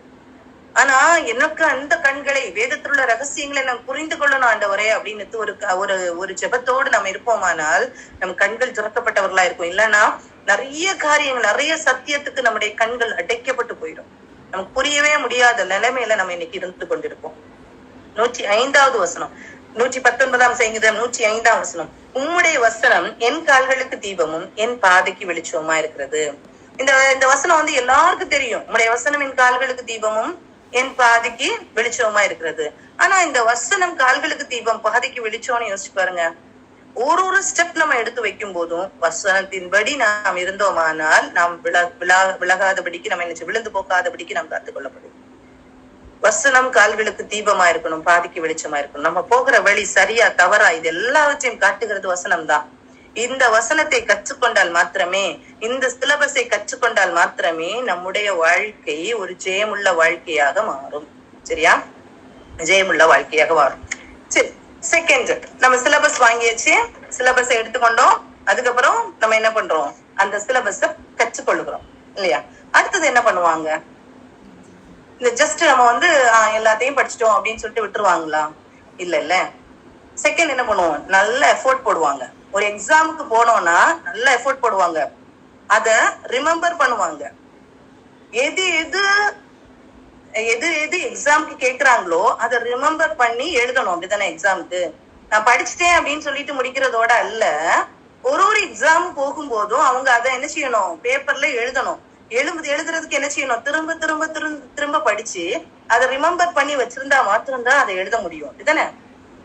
இதே மாதிரிதான் எக்ஸாம் அப்படிங்கிறது நமக்கு வருகிற சோதனைகள். இந்த சோதனைகள்ல நாம் ஜெயிக்கணும்னா கண்டிப்பா நம்ம என்ன செய்யணும்? சம் எஃபோர்ட் போட்டுதான் ஆகணும். ஏதோ வசனத்தை வாசிச்சுட்டு போறது அல்ல. நாம் எஃபோர்ட் போட்டு என்ன செய்யணும்? வசனங்களை கற்றுக்கொள்ளணும். எஃபோர்ட் போட்டு நம்ம வசனத்தை கற்றுக்கொள்ளணும். அந்த எஃபோர்ட் போட்டு நம்ம கற்றுக்கொள்ளலைன்னா நம்முடைய அந்த வசனங்கள் என்ன செய்யாதுன்னா நமக்கு இருதயத்துல நிக்காதுன்னா நம்முடைய சோதனை நேரத்துல நமக்கு ஞாபகமே வராது. சரியா? யோவான் 5ஆம் அதிகாரம் 39-40 அந்த வசனத்தை எடுத்துக்கொள்ளுங்க. யோவான் 5ஆம் அதிகாரம் 39-40. வேத வாக்கியங்களை ஆராய்ந்து பாருங்கள், அவைகளால் உங்களுக்கு நித்திய ஜீவன் உண்டென்று எண்ணுகிறீர்களே. என்னை குறித்து சாட்சி கொடுக்கிறவைகளும் அவைகளே. வேத வாக்கியங்களை என்ன செய்யணும்? ஆராய்ந்து பாருங்கள் இல்லையா? பிள்ளைங்க கிட்ட சொல்லுவோம், நல்லபடி, நல்ல தரவா படி, அது புரிந்து படி அப்படின்னு சொல்லுவோமா இல்லையா? இதே மாதிரிதான் வேத வாக்கியங்களை ஆராய்ந்து படிக்கணும். அவைகளால் நமக்கு நித்திய ஜீவன் உண்டு. அதனால் நமக்கு நித்திய ஜீவன் உண்டு. நம் தேவனையும் பிதாவாகிய தேவனையும் யோவான் 17:3 சொல்லியிருக்கோம். ஞானமே தேவனாகிய உம்மையும் இது அனுப்பினவராகிய குமாரனாகிய இயேசு கிறிஸ்துவையும் அறிவதே நித்திய ஜீவன். வேற எதுவுமே இல்ல. அவரை இன்னும் அறிந்து அறிந்து அறிந்து அறிந்து அவருடைய அன்பை புரிந்து கொண்டு அவர் எதுக்காக இந்த உலகத்துக்கு வந்தாங்க, என்ன எக்ஸ்பெக்ட் பண்றாங்கிறத நம்ம புரிந்து கொண்டால் அதுதான் நித்திய ஜீவன். அதுதான் நித்திய ஜீவன். சோ அதை அறிந்து கொள்ளணும்னா வேத வசனங்களை தான் நம்ம ஆராய்ந்து படிக்கணும். வேத வசனங்களை ஆராய்ந்து படித்து அதனால் நமக்கு நித்திய ஜீவன் உண்டு என்று சொல்லுகிறீரே, என்னை குறித்து சாட்சி கொடுக்கிறவைகளும் அவைகளே. அப்படி இருந்தும் யோவான் 5:40, அப்படி இருந்தும் உங்களுக்கு ஜீவன் உண்டாகும்படி என்னிடத்தில் வர உங்களுக்கு மனதில்லை. அப்படி இருக்கு. வசனத்தை நீ படிச்சாதான் என்கிட்ட வர முடியும், வசனத்தை படிச்சாதான் என்கிட்ட வர முடியும் அப்படிங்கிறது நிச்சயம். யோவான் 5:40. அப்படி இருந்தும் உங்களுக்கு ஜீவன் உண்டா இருக்கும்படி என்னிடத்தில் வர உங்களுக்கு என்ன இல்ல? மனசு இல்ல அப்படின்னு சொல்லியிருக்கு. அப்ப நம்ம ஏன் வசனத்தை படிக்கல? வசனத்தை படிக்கலன்னா நம்ம கர்த்தரோடு போக முடியாது, அவர்கிட்ட நம்ம சேர்ந்து வாழ முடியாது. வசனத்தை ஆராய்ந்து படித்து நம்ம உள்ள வச்சுக்கிட்டாதான் அது எப்ப நமக்கு எக்ஸாம் கொடுக்குதோ, எப்ப சோதனைகள் வருதோ அந்த வசனத்தின்படி நாம் சோதனையை ஜெயிக்க முடியும். எப்படி இந்த பிள்ளைகளுக்கு உலகத்துல எக்ஸாம் டெஸ்ட் கொடுக்கும் போது அதை ரிமெம்பர் பண்ணி எழுதுறாங்களோ, அதே மாதிரி வசனத்துல என்ன சொல்லி இருக்கு அப்படின்னு சொல்லிட்டு நம்ம ரிமெம்பர் பண்ணா மாத்திரம்தான் இந்த உலகத்துல வருகிற சோதனைகளை நாம் ஜெயிக்க முடியும். இல்லைன்னா நாம் ஜெயிக்க முடியாது. சரியா? யாக்கோபு 1ஆம் அதிகாரம் 22ஆம் வசனத்தை பாருங்க. அல்லாமலும் நீங்கள் உங்களை வஞ்சியாதபடிக்கு திருவசனத்தை கேட்கிறவர்களாய் மாத்திரமல்ல அதன்படி செய்கிறவர்களாகவும் இருங்கள். திருவசனத்தை கேட்கிறவர்களாக மாத்திரமல்ல அதன்படி செய்கிறவர்களாகவும் இருங்கள். அதன்படி செய்யணும். வசனத்தை கேட்கணும். இல்லைன்னா நாமே நம்மை வஞ்சித்துக் கொண்டிருக்கிறோம் என்று அர்த்தம். நாமே நம்மை வஞ்சித்துக் கொண்டிருக்கிறோம் அர்த்தம். இன்னைக்கு நிறைய நேரத்துல நம்ம செய்யற தவறு எப்படின்னா, ஒரு சைடு வசனம் கேட்டு வச்சிருப்போம், இன்னொரு சைடு நம்முடைய வாழ்க்கை போயிட்டே இருக்கும். இந்த வசனத்தை ஒரு சைடு நம்முடைய ஸ்பிரிச்சுவல் லைஃபையும் நம்மளுடைய வேர்ல்ட்லி லைஃபையும் நம்ம யுனைட் பண்றதே இல்லை. அப்படி இருக்கிற வாழ்க்கை ஒரு வஞ்சிக்கப்பட்ட ஒரு வாழ்க்கை. ஒரு வஞ்சிக்கப்பட்ட வாழ்க்கை. நம்ம என்ன சொல்லுவோம்னா உலகத்துல இப்படிதான் வாழ முடியும் அப்படின்னு நம்ம சொல்லுவோம். அப்படி அல்ல. உலகத்துல தேவன் இயேசு நமக்கு வாழ்ந்து காட்டினார். அப்படி வாழ்ந்து காட்டல. நமக்கு எப்படி வாழ்ந்து காட்டினாரோ அப்படித்தான் நான் வாழ்ந்து காட்டணும். பைபிள்ல அப்படிதான் சொல்லியிருக்கோம்னா அப்படிதான் நம்முடைய வாழ்க்கையும் இருக்கணும். அத ஈஸியா நம்ம எடுத்துக்க கூடாது. நம்மளால சில நேரம் முடியலையா, நம்ம கேட்கணும் ஆண்டவர்கிட்ட, அப்படி வாழ்றதுக்கு எனக்கு கிருபை தாங்க ஆண்டவரேன்னு கேட்கணும். வசனத்தின்படிதான் நம்ம வாழணும். வசனத்தின்படி வாழ்ந்தால் மாத்திரம்தான் நம்ம என்ன செய்ய முடியும், அந்த சோதனைகளை நம்ம வசனத்தின்படி கர்த்தர் எப்படி ஜெயித்தாரோ அதே மாதிரி நாம் ஜெயிக்க முடியும். இதெல்லாம் நம்ம படிச்சது ஒரு சைட்ல இருக்கு, எங்கேயோ ஞாபகம் இருந்தது மாதிரி இருந்ததுன்னா என்ன செய்ய முடியாது, நம்ம ஜெயிக்க முடியாது. அதனால நம்ம அப்ளை பண்ணணும். நம்மளுடைய டெய்லி லைஃப்ல நம்ம என்ன செய்யணும், அப்ளை பண்ணணும். எஃபோர்ட் போட்டு படிக்கணும் வசனத்தை. அதே மாதிரி கர்த்தர் நமக்கு கிருபை தருவார். கண்டிப்பா கர்த்தர் என்ன செய்வாரு, கிருபை தருவார். நம்ம எஃபோர்ட் போட்டு படிச்சாதான் நம்ம என்ன செய்வோம், அது ஞாபகத்துல இருக்கும். ஞாபகத்துல இருக்கிற ஒவ்வொன்றத்தையும் நம்முடைய சோதனைகள் வரும்போது பரிசுத்த ஆவியானவர் நமக்கு ஞாபகப்படுத்தி கொடுப்பாரு. அந்த ஞாபகத்தின் மூலமாக நாம் சோதனைகளை ஜெயித்து கொண்டே இருக்க முடியும். உலகம் ஃபுல்லா கலங்கி நின்னால் கூட பாருங்க, நம்மளால சமாதானமா இருக்க முடியும். உலகம் ஃபுல்லா நமக்கு எதிராக எத்தனை பேர் எழுப்பி நின்னா கூட, நம்ம சுற்றி இருக்கிறவர்கள் எல்லாம் நம்மளை பார்த்து அப்படி ஏளனமா பேசினா கூட நம்ம கலங்காம இருக்க முடியும். வசனம் மட்டும்தான் நம்மளை என்ன செய்யும், தாங்கி பிடிக்கும். அப்படி முடியும், கண்டிப்பா முடியும். கண்டிப்பா நிக்கணும்னா இந்த வசனம் நமக்குள்ளால என்ன செய்யணும், ஊஞ்ச கட்டப்பட்டவர்களா, வசனத்தின் மூலமாக நாம் ஊஞ்ச கட்டப்பட்டவர்களா இருக்கணும். அதே மாதிரி யாக்கோபு 1 25 வசனம் சொல்லியிருக்கோம். அதுல லாஸ்ட் பார்ட்ல, அதுல நிலைத்திருக்கிறவனே கேட்கிறதை மறக்கிறவனா இராமல் அதற்கேற்ற கிரியை செய்கிறவனா இருந்து தன் செய்கையில் பாக்கியவானா இருப்பான். வசனத்தை கேட்டு அதுல நிலைத்திருக்கிறவன் மாத்திரம்தான் அதை மறக்காதபடிக்கு ஒரு கிரியை செய்கிறவனா இருப்பான். மறக்காதபடிக்கு கிரியை செய்கிறவனா இருப்பான். அப்படி நம்ம என்ன செய்யணும்னா, கிரியை செய்கிற ஒரு காரியம் நமக்குள்ளால இருக்கணும். வசனம் நமக்குள்ளால கிரியை செய்யணும். சரியா? அதுக்கு நம்ம என்ன செய்யணும், ஒப்பு கொடுக்கணும். கண்டிப்பா அந்த அளவுக்கு நம்ம என்ன செய்யணும், கிளியரா படிக்கணும். எப்படி நம்ம பிள்ளைங்கள்ட்ட தண்ணி போல படி, அப்படி ஃபுல்லா படி, தரவு பண்ணி படி அப்படின்னு சொல்றோம். அதே மாதிரி நாம் வசனத்துக்கு முக்கியத்துவம் கொடுக்கணும். அப்பதான் அந்த வசனம் நமக்கு என்ன செய்யும், ஏற்ற நேரத்துல ஞாபகத்துல வரும். இல்லைன்னா ஏற்ற நேரத்துல ஞாபகம் வராது. சரியா? அதே மாதிரி அடுத்து எடுத்துக்கொள்ளுங்க, சங்கீதம் 32 அதிகாரம் 8, 9 ஆகிய வசனங்கள். நான் உனக்கு போதித்து நீ நடக்க வேண்டிய வழியை உனக்கு காட்டுவேன், உன்மேல் என் கண்ணை வைத்து உனக்கு ஆலோசனை சொல்லுவேன். இந்த வசனம் எல்லாருக்கும் தெரியும் இல்லையா? எல்லாருக்கும் தெரியும். நான் உனக்கு போதித்து நீ நடக்க வேண்டிய வழியை உனக்கு காட்டுவேன், உன்மேல் என் கண்ணை வைத்து உனக்கு ஆலோசனை சொல்லுவேன். அடுத்த வசனம் பாருங்க, வாரினாலும் கடிவாளத்தினாலும் வாய் கட்டப்பட்டால் ஒழிய உன்கிட்ட சேராத புத்தி இல்லாத குதிரையை போலையும் கோவேறு கழுதையை போலவும் இருக்க வேண்டாம். பிடிச்சு வச்சு அந்த வாய் கட்டப்பட்டு வச்சாதான் என்ன செய்யும், அந்த குதிரை அதுக்கு நம்ம போற வழியில அது போகும். நம்ம நடக்க வேண்டிய வழியில அந்த குதிரையை அப்படியே கட்டி வச்சிருப்பாங்கல்ல, அப்படி கட்டி வச்சில்ல, நீ சந்தோஷத்தோட கர்த்தருடைய வார்த்தையை கேட்டு அவருடைய ஆலோசனையின்படி நட அப்படின்னு. சரியா? வாரினாலும் கடிவாளத்தினாலும் வாய் கட்டப்பட்டாலுடைய உன்கிட்ட சேராத புத்தி இல்லாத குதிரையை போலையும் கோவேறு கழுதையை போலையும் நீ இருக்க வேண்டாம். கர்த்தர் போதித்து நடத்துவார். அவருடைய ஆலோசனையில சந்தோஷமா நீ நட. அது வழி தப்பி போகவே விடாது, நம்மள வழி தப்பி போகவே விடாது அப்படின்னு சொல்லி. அதே மாதிரி சங்கீதம் 119 சங்கீதத்தை எடுத்துக்கொள்ளுங்க. 119 சங்கீதம் 1 வசனம். கர்த்தருடைய வேதத்தின்படி நடக்கிற உத்தம மார்க்கத்தார் பாக்கியவான்கள். அவருடைய வேதத்தின்படி உத்தம மார்க்கத்தார் தான் பாக்கியவான். நாம் வேதத்தின்படி நடக்காம என்னென்னமோ சோதனைகளை பிடிச்சு நம்ம போட்டு வச்சுட்டு நாம் கர்த்தரை குறை பேசி கொண்டுகிறது காரியம் அல்ல. கர்த்தருடைய வேதத்தின்படி நடந்தா அந்த அப்படி நடக்கிற உத்தம மார்க்கத்தார் தான் பாக்கியவான்கள். அடுத்த வசனம் பாருங்க, 9 வசனம். வாலிபன் தன் வழியை எதனால் சுத்தம் பண்ணுவான், உமது வசனத்தின்படி தன்னை காத்துக் கொள்ளுகிறதுனால் தானே. வாலிபன் தன்னுடைய வழியை எப்படி சுத்தம் பண்ணுவான், வசனத்தின்படி காத்துக் கொள்ளுகிறதுனால தான். கண்டிப்பா இப்ப பாருங்க, நமக்கு தெரியும் பாவம் அப்படின்னு சொன்னாலே ஒரு டார்க்னஸ் இல்லையா? பாவம் ஒரு டார்க்னஸ். இந்த டார்க் பிளேஸ்ல இருக்கு. நம்ம ஃபார் எக்ஸாம்பிள் ஒரு டார்க் பிளேஸ், நம்ம ரூம்ல திடீர்னு கரண்ட் போயிடுச்சு, நம்ம வீட்டுல கரண்ட் போயிடுச்சு, ஒரு ரூம்ல நம்ம இருக்கிறோம்னா அவ்வளவு டார்க்கா இருக்கும். இந்த டார்க்க பார்த்துட்டு டார்க்னஸ் நம்ம போன்னு சொன்னா அது போகுமா? கண்டிப்பா போகாது, கண்டிப்பா போகாது. ஆனா ஒரு சின்ன கேண்டில நீங்க கொளுத்தி வச்சீங்கன்னா ஃபர்ஸ்ட் ஒரு சின்ன லைட்டா இருக்கும், அதுக்கப்புறம் அந்த ரூம் ஃபுல்லா என்ன செய்யறோம், நல்ல ஒரு பிரைட்னஸ் வந்துடும் கொஞ்ச நேரத்துல. இதே மாதிரிதான் நம்முடைய இருதயம் டார்க்கா இருக்குதுன்னா, பாவத்தினால நிறைந்திருதுன்னா, பாவமே போன்னு சொன்னா அது போறது அல்ல, அது போகாது. பாவம் போகாது. ஆனா வசனத்தை நாம் உள்ள உள்ள உள்ள உள்ள விட விட என்ன செய்யும்? அந்த இருதயம் என்ன செய்யும்? வெளிச்சம் அடையும். இருதயம் வெளிச்சம் அடையும். அப்படித்தான் நம்ம இருதயத்தை பாதுகாத்துக் கொள்ள முடியும். வாலிபன் தன் வழியை எதனால் சுத்தம் பண்ணுவான்? நம்முடைய வசனத்தின்படி தன்னை காத்துக் கொள்கிறதுனால் தானே. பாவத்தை செய்யாத பாவம் செய்யக்கூடாது, ஓகே. ஆனா பாவம் எப்ப செய்யாம இருக்க முடியும்னா வசனம் உள்ள போனாதான் பாவம் செய்யாம இருக்க முடியும். வசனம் உள்ள போகணும். வசனம் உள்ள போகாதபடிக்கு எவ்வளவு சொன்னாலும் அந்த வசனம் தான் சுத்திகரிக்கும்.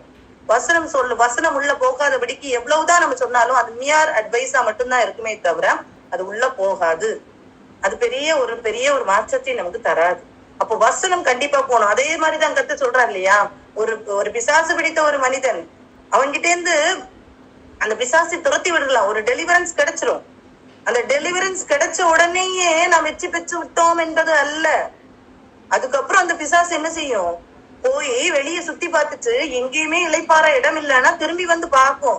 திரும்பி வந்து பார்க்கும்போது அந்த இடம் சுத்தப்படுத்தப்பட்டு யாருமே அதுல வசனமே இல்லாம அப்படியே ஜோடிக்கப்பட்டதா அழகா புதுசா இருந்துச்சுன்னா என்ன செய்யுமா? மற்ற 7 பிசாசையும் கூட்டிக் கொண்டு 8 வந்து உள்ள உட்காந்துக்கும்னு சொல்றாரு. அவனுடைய முன்ன நிலைமையை பார்க்கலும் பின்னிலுமே மகா கேடுள்ளதா இருக்கும்னு தான் சொல்லியிருக்கு. வசனத்துல எல்லாமே சொல்லிதான் வச்சிருக்கு. நாம் ஏதோ டெலிவரன்ஸ பெற்றுக்கொண்டோம்னா அப்படியே என்ன செய்திடலாம்? நம்ம ஐயோ எல்லாம் உடனே நித்தியத்துக்கு போயிடலாம், கிடையவே கிடையாது. காத்துக்கொள்ளணும். நாம் பெற்ற ரட்சிப்பை எப்படி காத்துக்கொள்ளணுமோ, நாம் எப்படி காத்துக்கொள்றோமோ அதே மாதிரி நாம் இருதயத்தை எப்போதும் காத்துக்கொள்ளணும். இருதயத்தை காத்துக்கொள்ளணும். அதுக்கு வசனம்தான் இருதயத்தை காத்துக்கொள்ளும். அதுக்கப்புறம் பாருங்க 16ஆம் வசனம், உமது பிரமாணங்களின் மனமகிழ்ச்சியா இருக்கிறேன், உமது வசனத்தை மறவேன்.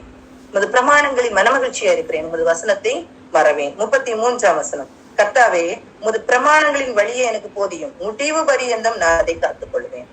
கர்த்தாவே உமது பிரமாணங்களின் வழியே எனக்கு போதியும், முடிவு பரியந்தம் நான் அதை காத்துக்கொள்ளும். அடுத்த வசனம் பாருங்க, எனக்கு உணர்வை தாரும், அப்பொழுது நான் உமது வேதத்தை பற்றி கொண்டு என் முழு இருதயத்தோடும் அதை கை கொள்வேன். சரியா? இப்படி தாவீது சொல்றாரு. இதே மாதிரி ஆண்டவரே இந்த வசனத்தின் மேல் ஒரு வாஞ்சியை தாருங்க ஆண்டவரே, இந்த உணர்வை தாருங்க ஆண்டவர், வேதத்தை நான் பற்றி கொள்ளணும், வேதத்தின் சத்தியத்தின் படிதான் என்னுடைய வாழ்க்கை நடக்கணும் அப்படின்னு சொல்லிட்டு நாம் உணர்வுள்ளவர்களாக சொல்லுவோமானால் நம்முடைய வாழ்க்கை எப்படி இருக்கும்னா ஒரு அர்த்தமுள்ள வாழ்க்கையா இருக்கும். இந்த உலகத்தை ஜெயிக்கிற ஒரு வாழ்க்கையை நாம் என்ன செய்ய முடியும்? கண்டிப்பா வாழ முடியும். இல்லைன்னா நம்ம அப்படி வாழ முடியாது. நமக்கு வருகிற சோதனைகள்ல நாம் விழுந்து போவோம். வசனம் தான் நம்மளை என்ன செய்யணும்? அந்த சோதனைகளை நம்ம தாண்டி போகிறதற்கு நமக்கு வழியே செய்யணும். அதனால தேவனுடைய வசனத்தை நாம் மறக்காதபடிக்கு ஒரு காரியத்தையும் அந்த வசனத்தை முன்வைத்து நாம் ஈடுபட பண்ணோம்னா அந்த சுய முடிவு நம்ம எடுக்க மாட்டோம். அந்த சுய முடிவும் எடுக்க மாட்டோம். உலகம் போகிற போக்கிலையும் நாம் இழுப்புண்டு போக மாட்டோம். வசனம் நம்மளை இழுத்து காத்து பிடித்துக் கொள்ளும். இப்படிப்பட்ட ஒரு வாழ்க்கையை இன்னைக்கு வாழும் போது உண்மையிலேயே உலகம் நம்மை பார்த்து பைத்தியக்காரர்கள் தான் சொல்லுவாங்க. ஆனா அப்படி ஒரு வாழ்க்கை வாழ்ந்துதான் ஆகணும். உலகம் சொல்லுகிற வாழ்க்கை நம்ம இன்னைக்கு வாழ முடியாது. அப்படிப்பட்ட ஒரு சூழ்நிலையில இருக்கிறோம். இன்னைக்கு தெரிந்து கொள்ளப்பட்டவர்கள் வஞ்சிக்கப்படுகிற காலமாக இன்னைக்கு காலம் இருந்து கொண்டிருக்கிறது. தெரிந்து கொள்ளப்பட்டவர்களை வஞ்சித்து போடுகிற காலமாக இந்த காலம் இருந்து கொண்டிருக்கிறது. அதனால ரொம்ப எச்சரிக்கையோடு வசனத்தின்படி நாம் இருக்கிறோமா? நாம் போன வாரம் பார்த்தது மாதிரி நான் புசித்தாலும் குடித்தாலும் எதை செய்தாலும் தேவனுடைய மகிமைக்கு எதே செய்யுங்கள் அப்படின்னு சொல்லியிருக்கு இல்லையா? அதே மாதிரி நாம் தேவனுடைய மகிமைக்காக மாத்திரமே நாம் செய்வோமானால், அதான் அந்த வசனத்தின் அடிப்படையில நாம் நம்முடைய வாழ்க்கையை நடத்துவோமானால் இந்த உலகத்தை விட்டு நாம் உலகத்துல விழாதபடிக்கு நாம் ஜெயித்து காத்துக்கொள்வோம். இதுதானே? அப்ப ஃபர்ஸ்ட் நம்ம பார்த்தோம் சிலபஸ் கண்டிப்பா வேணும். சோ சிலபஸ் நமக்கு பைபிள் கொடுக்கப்பட்டிருக்குது. சிலபஸை மட்டும் கையில வச்சுட்டு இருந்தா பிரயோஜனம் இல்ல. அதை கற்றுக்கொள்ளணும். கற்றுக்கொண்டுட்டு நான் அப்படியே ஏதோ கற்றுக்கொண்டேன் அப்படின்றது இல்ல. கண்டிப்பா கற்றுக்கொண்டவங்களுக்கு என்ன உண்டு? எக்ஸாம் உண்டு. அந்த எக்ஸாம்ல ரிமெம்பர் பண்ணி கண்டிப்பா எழுதி ஆகணும். எழுதும் போது பாஸ் மார்க் கிடைக்கும் போதுதான் நம்ம பாஸ் ஆகிறோம். அதே மாதிரி நமக்கு வருகிற சோதனைகள்ல நம்ம வசனத்தை வைத்து நாம் என்ன செய்யணும்? நம்முடைய வாழ்க்கை அந்த சோதனைகளை நாம் மேற்கொள்ளும் போதுதான் நம்ம என்ன செய்ய முடியும்? இந்த உலகத்தை ஜெயிக்கிறவர்களாக நம்ம வாழ முடியும். அடுத்தது பாருங்க, நம்ம நல்லா ஸ்கோர் பண்ணணும்னு நினைச்சா அடுத்து என்ன தெரியுமா சொல்லுவோம்? பிள்ளைங்க கிட்ட பழைய கொஸ்டின் பேப்பர் எல்லாம் எடுத்து படி அப்படின்னு சொல்லுவோம். அப்படிதானே சொல்லுவோமா இல்லையா? பிள்ளைங்க சொல்லி கொடுப்பாங்க. பழைய கொஸ்டின் பேப்பர், போன கொஸ்டின் பேப்பர்ல என்ன கேட்டிருக்காங்க, அதுக்கு முந்தின இயர்ல என்ன கேட்டிருக்காங்க, இது எல்லாத்தையும் சொல்லுவோம் இல்லையா? இதே மாதிரிதான் நமக்கு பழைய பாட்டு காரியங்கள் கொடுக்கப்பட்டிருக்கிறது. பழைய பாட்டு காரியங்கள் எதுக்கு கொடுக்கப்பட்டிருக்குன்னு பைபிள்ல சொல்லப்பட்டிருக்கு. நம்ம பைபிள்ல பாத்தீங்கன்னா நிறைய கேரக்டர்ஸ் கொடுத்திருக்காங்க பைபிள்ல. அந்த ஒரு கேரக்டர்லயும் எது அவங்களோட பாசிட்டிவ் சைடும் கொடுத்திருப்பாங்க. கர்த்தர் நெகட்டிவ் சைடும் வருஷாவியானவர் எழுதி வைத்திருப்பாரு. பாசிட்டிவ் சைடும் இருக்கும், நெகட்டிவ் சைடும் இருக்கும். அத லேர்ன் பண்ணிட்டு அந்த நெகட்டிவ் சைடு அவங்க பண்ணிருக்காங்களே, சோ நம்ம ஏன் பண்ணக்கூடாது அப்படின்னு நினைக்கிறதுக்காக அல்ல. அப்படி நினைக்கிறாரு. தாவீது பாவம் செய்தார் இல்லையா, அப்ப நம்ம ஏன் பாவம் செய்யக்கூடாது, நம்ம எப்படி பாவம் செய்யாம இருக்க முடியும் அப்படின்னு சொல்றதுக்கு அல்ல. தாவீதும் பாவம் செய்தார், நாம் பாவம் செய்யாதபடிக்கு இப்படிப்பட்ட காத்து கொள்ளணும் அப்படின்னு சொல்றதுக்காக தான் வசனம். சரியா? அப்ப இவ்வளவு கேரக்டர்ஸ கர்த்தர் கொடுத்திருக்காருல்ல, எழுதி வச்சிருக்காரு இல்லையா. எப்படி எப்படி கர்த்தரோடு இணைந்து இருந்தவர்களும் பாவம் செய்ய நேரிடும், நாம் எப்படி காத்துக்கொள்ளணும் அப்படிங்கறதான் ஒரு கேரக்டர்லயும் நம்ம கற்றுக்கொள்ளணும். ஒரு கேரக்டர்லயும் பாசிட்டிவ்ஸ் நெகட்டிவ்ஸ் இருக்கு. மனுஷன் ஒரு ஃபுல்ஃபில்டு லைஃப் இல்ல மனுஷனுக்கு குறைவுகள் உண்டு. அந்த குறைவுகளை கர்த்தர் எப்படியெல்லாம் வரும் அப்படின்னு சொல்லிட்டு எழுதி வச்சுட்டாதான் 1 கொரிந்தியர் 10ஆம் அதிகாரம் 11, 12, 13 இந்த வசனத்துல சொல்லப்பட்டிருக்கும் பாருங்க. இவைகளெல்லாம் திருஷ்டாந்தங்களாக எக்ஸாம்பிள்ஸா அவர்களுக்கு சம்பவித்தது உலகத்தின் முடிவு காலத்தில் உள்ள நமக்கு எச்சரிப்பு உண்டாகும்படி எழுதப்பட்டும் இருக்கிறது. பழைய ஏற்பாட்டு காலத்துல இருந்த மக்களுக்கு அவங்க ஃபர்ஸ்ட் அதை எக்ஸ்பீரியன்ஸ் பண்ணாங்க. நமக்கு கர்த்தர் என்ன சொல்றாரு, அவங்க இப்படி எல்லாம் வாழ்ந்தாங்கன்றத எழுதி வச்சிருக்கேன், இத நீங்க கற்றுக்கொண்டு இப்படி இருக்க தன்னை நிற்கிறவன் என்று எண்ணுகிறவன் விழாதபடிக்கு எச்சரிக்கையா இருக்க கடவன். ஏன் எழுதி வச்சிருக்காரு? நான் நிக்கிறேன், நான் கர்த்தருக்கு முன்பாக சரியா இருக்கேன் அப்படின்னு நம்ம நினைச்சிட்டு இருக்கிறவங்க விழுந்து போகாதபடிக்கு நீங்க என்ன செய்யுங்க, எச்சரிக்கையா இருங்க. ஏன்னா சோதனைகள் உண்டு. மனுஷருக்கு நேரிடுகிற சோதனை இல்லாமல் வேற சோதனை உங்களுக்கு நேரிடவில்லை. தேவன் உண்மை உள்ளவராயிருக்கிறார். உங்கள் பிராணிக்கு மேலாக நீங்கள் சோதிக்கப்படுகிறதற்கு அவர் இடம் கொடாமல் சோதனையை தாங்கத்தக்கதாக சோதனையோட கூட அதற்கு தப்பிக்கொள்ளும்படியான போக்கையும் உண்டாக்கினார். அவரோட தப்பிக்கொள்ளுகிறதற்குள்ள போக்கையும் கர்த்தர் என்ன செய்கிறாரு, உண்டாக்கி இருக்கிறார். இப்போ பழைய ஏற்பாட்டில் சத்தியங்களை பரியாற்பாட்டு காலத்துல சொல்லப்பட்டிருக்கிற ஒரு கேரக்டர்ஸையும் நம்ம கற்றுக்கொள்ள வேண்டியது அவசியமா இருக்கிறது. அப்பதான் நம்ம நல்ல மார்க் ஸ்கோர் பண்ண முடியும். நம்ம எங்கெங்கையும் தவறி போகாதபடிக்கு, ஏனெனில் நிற்கிறவன் என்பது விழாதபடிக்கு எச்சரிக்கையா இருக்கிறதுக்கு தான் அது கொடுக்கப்பட்டிருக்கு. நம்ம கர்த்தரோட நெருங்கி வாழுகிறோம் நம்ம நினைக்கிறோம், ஆனாலும் விழுந்து போயிருவோம். அதுக்காக தான் கொடுக்கப்பட்ட இதுதான். எப்படி நம்ம ஒரு வேர்ல்ட்லி எக்ஸாம் அப்பியர் ஆகும் போது ஓல்டு கொஸ்டின் பேப்பர்ஸ் எப்படி எடுத்து படிக்கிறோமோ அதே மாதிரி ஓல்டு டெஸ்டமெண்ட் அவ்வளவு முக்கியமானது, நம்ம கற்றுக்கொள்ளணும். அப்படி கற்றுக்கொள்ளும் போது நம்ம ஈஸியா ஒருத்தவங்களோட லைஃப வச்சு நம்ம அந்த உலகத்துல எவ்வளவு காரியங்களை கற்றுக்கொள்கிறோம் இல்லையா. இவங்க இப்படி வாழ்ந்தாங்க, இப்படி இருந்தாங்க, அவங்க லைஃப் இப்படி போயிடுச்சு அப்படின்னு ஈஸியா சொல்லிடுறோம் இல்லையா. நமக்கு வேதத்துல எவ்வளவு எக்ஸாம்பிள் சொல்லியிருக்கு. நம்ம உலக காரியங்களை கேட்கிறோமே, இன்னைக்கு கதை சொல்லும் போது எவ்வளவு அழகா கேட்டுட்டு இருப்பாங்க இல்லையா. ஆனா பைபிள்ல எத்தனை கேரக்டர்ஸ் சொல்லப்பட்டிருக்கு. ஒவ்வொரு கேரக்டர் பை கேரக்டர் நம்ம படிச்சோம்னா தெரியும் எவ்வளவு காரியங்களை நம்ம கற்றுக்கொள்ளலாம். எந்தெந்த இடத்துல எப்படி அவங்க வாழ்ந்தாங்கன்னு பொறுமையோடு வாழ்ந்தது. காவியின் தனி பொறுமை இருக்கு இல்லையா, எவ்வளவு பொறுமையோடு ஈசாக்கு இருந்தாரு, யாக்கோபு இருந்தாரு. இதெல்லாம் நம்ம கற்றுக்கொள்ளணும். இதெல்லாம் கற்றுக்கொள்ளுகிறதற்கு தான் அந்த கேரக்டர்ஸ் எழுதி கொடுத்திருக்காங்க. இது இல்லாம நம்ம ஹை மார்க்ஸ் ஸ்கோர் பண்ண முடியாது. கர்த்தரோடு இணைந்து ஒரு வாழ்க்கை வாழணும்னா நாம என்ன செய்யணும், இதெல்லாம் கற்றுக்கொள்ளணும். ஓல்டு டெஸ்டமெண்ட நம்ம கற்றுக்கொள்ளணும். ஒரு கேரக்டரும் நமக்கு எக்ஸாம்பிளா தான் கர்த்தர் கொடுத்திருக்காங்க. அதை கரெக்டா கேர்ஃபுல்லா நம்ம கற்றுக்கொண்டு நம்முடைய வாழ்க்கையில அந்த தவறுகள் வராதபடிக்கு நம்ம என்ன செய்யணும், காத்துக்கொள்ளணும். சரியா? இப்படி நாம் வாழும் போது ஒரு ஜெயிக்கிற வாழ்க்கையை நாம் வாழ முடியும். சரி, நம்ம இந்த உலகத்துல ஜெயிக்கிறவர்கள் மாத்திரமா இருக்கிறாங்க. ஏன் தோத்து போறாங்க? எப்படி தோத்து போவாங்க? ஃபர்ஸ்ட் என்னது, யார் தோத்து போவாங்கன்னா, if one is not following the syllabus, அந்த சிலபஸ ஃபாலோ பண்ணாதவங்க என்ன செய்ய முடியாது, அதுல ஜெயிக்கவே முடியாது. சிலபஸே இல்லாம ஜெயிக்கிறது ரொம்ப கடினமானது இல்லையா. அதே மாதிரிதான் ஜீசஸ் தான் நானே வழியும் சத்தியமும் ஜீவனுமா இருக்கிறேன் அப்படின்னு சொல்லி, இந்த வாசல் வழியை பிரவேசிக்காதவர்கள் பரலோகம் சொல்ல முடியாது. எவ்வளவு நம்ம எத்தனையோ பேர் இருக்கிறாங்க, அந்நிய தேவர்களை ஆராதிக்கிறவர்களும் வணங்குகிறவர்களும் எத்தனையோ பேர் இருக்கிறாங்க. ஆனா எத்தனை பேரு ரொம்ப சன்மார்க்கமான வாழ்க்கையை வாழ்ந்து கொண்டிருக்கிறார்கள். ஆனா இயேசு இல்ல. ஆனா அவங்க என்ன செய்ய முடியாது, பரலோகத்துக்கு போக முடியாது. இது நமக்கு ரொம்ப ஈஸியா கொடுக்கப்பட்டிருக்கிறார். நம்ம ஏசாவுக்கு எப்படி ஒரு சேஷ்டபுத்திர பாகம் கொடுக்கப்பட்டதை அவன் அசட்டை பண்ணினானோ, அதே மாதிரி அசட்டை பண்ணாதபடிக்கு நாம் கொடுக்கப்பட்ட இயேசுவை விடாதபடிக்கு நம்ம என்ன செய்யணும், பிடித்துக் கொள்ளணும். இன்னைக்கு இயேசு இல்லாதபடிக்கு எத்தனையோ ஜனங்கள் அழிஞ்சு போற, எத்தனையோ ஆத்துமாக்கள் அழிந்து போகிறாங்க. மிஷினரி ஊழியங்கள் நடந்து கொண்டிருக்கிறது. ஆனா அது போய் ரீச் ஆகுறதுக்குள்ளாக எத்தனை ஆத்துமாக்கள் இறந்து போயிருப்பாங்க, எத்தனை ஆத்துமாக்கள் போயிருக்கோம் இல்லையா. அப்போ அந்த சிலபஸ் இல்லாதபடிக்கு ஆண்டவர் தான் வழி சத்தியம் ஜீவன் என்று அறியாதபடிக்கு இழந்து போன எத்தனையோ ஜனங்கள் இருக்கிறாங்க இல்லையா? எத்தனையோ ஜனங்கள் இருக்காங்க. அவங்களுக்காக நம்ம என்ன செய்யணும்? நாம் ஜெபிக்கணும். நாம் ஜெபிக்கும் போது சுவிசேஷம் ஈஸியாக பரவப்படும். சுவிசேஷம் எல்லா இடத்துலயும் அறிவிக்கப்படும் போது முடிவு வரும். அப்போதான் முடிவு வரும். நம்ம பரலோகத்துக்கு போனோம்னு வாஞ்சை இருக்குதா? நாம் எதுக்காக ஜெபிக்கணும் தெரியுமா? ஆத்தும ஆதாயத்துக்காக ஜெபிக்கணும். ஆத்துமாக்களை ஆதாயம் பண்றதுக்காக ஜெபிக்கணும். அப்பதான் நம்ம ஈஸியா சீக்கிரம் பரலோகத்துக்கு போக முடியும். எவ்வளவு ஆத்துமாக்கள் புறஜாதிகளின் எண்ணிக்கை நிறைவடையும் போது இயேசு என்ன செய்வாரு? வருவாரு. புறஜாதிகளின் எண்ணிக்கை நிறைவாகும் போது இயேசு வருவார். அப்ப புறஜாதிகளின் எண்ணிக்கை எப்ப நிறைவாகும்? ஆத்துமாக்கள் ஆதாயம் பண்ணப்படணும். நிறைய ஆத்துமாக்கள் உள்ள வரணும். உள்ள வரும்போது என்ன செய்ய முடியும்? போக முடியும். அடுத்தது நீங்க பாருங்க, இப்போ அடுத்தது யார் ஃபெயில் ஆவாங்க? அந்த போர்ஷன்ஸ். இப்போ சிலபஸ் நமக்கு கிடைச்சிச்சு இல்லையா?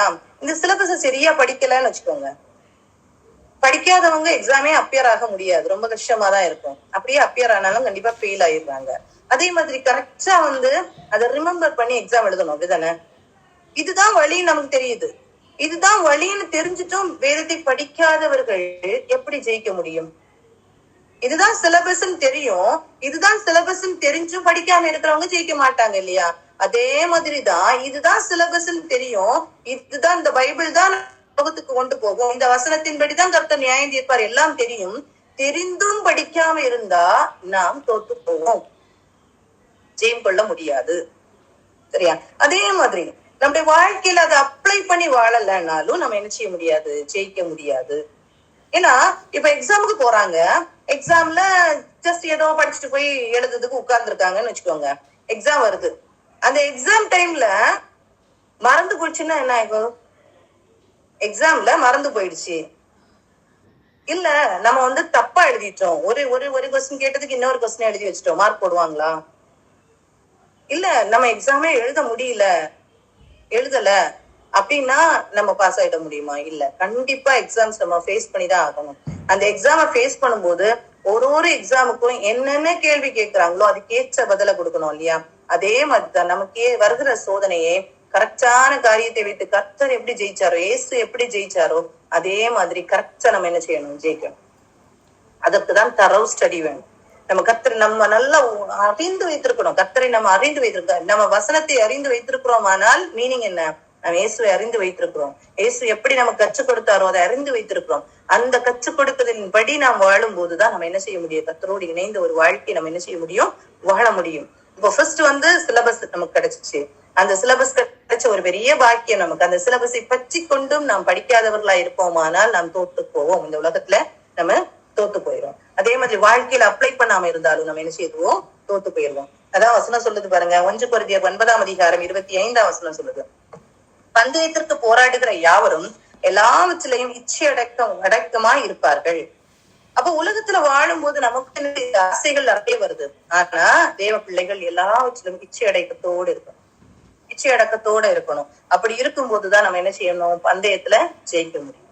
பந்தயத்துல போராடுகிற யாவரும் எல்லாவற்றிலும் இச்சை அடக்கமா இருப்பார்கள் இல்லையா? அந்த ஸ்போர்ட்ஸ் எல்லாம் விளையாடுறவங்க ரொம்ப என்ன செய்வாங்க? காஷியஸா இருப்பாங்க. சாப்பிடுறது முதல் ட்ரெஸ்ஸிங்ஸ் எல்லாத்துலயுமே ரொம்ப என்ன செய்வாங்க? காஷியஸா இருந்தாதான் அவங்க என்ன செய்ய முடியும்? அவங்க ஜெயிக்க முடியும். அதே மாதிரிதான் இந்த உலகத்துல வழுகிற நமக்கு நிறைய ஆசைகள் வரும், நிறைய விருப்பங்கள் இருக்கலாம்.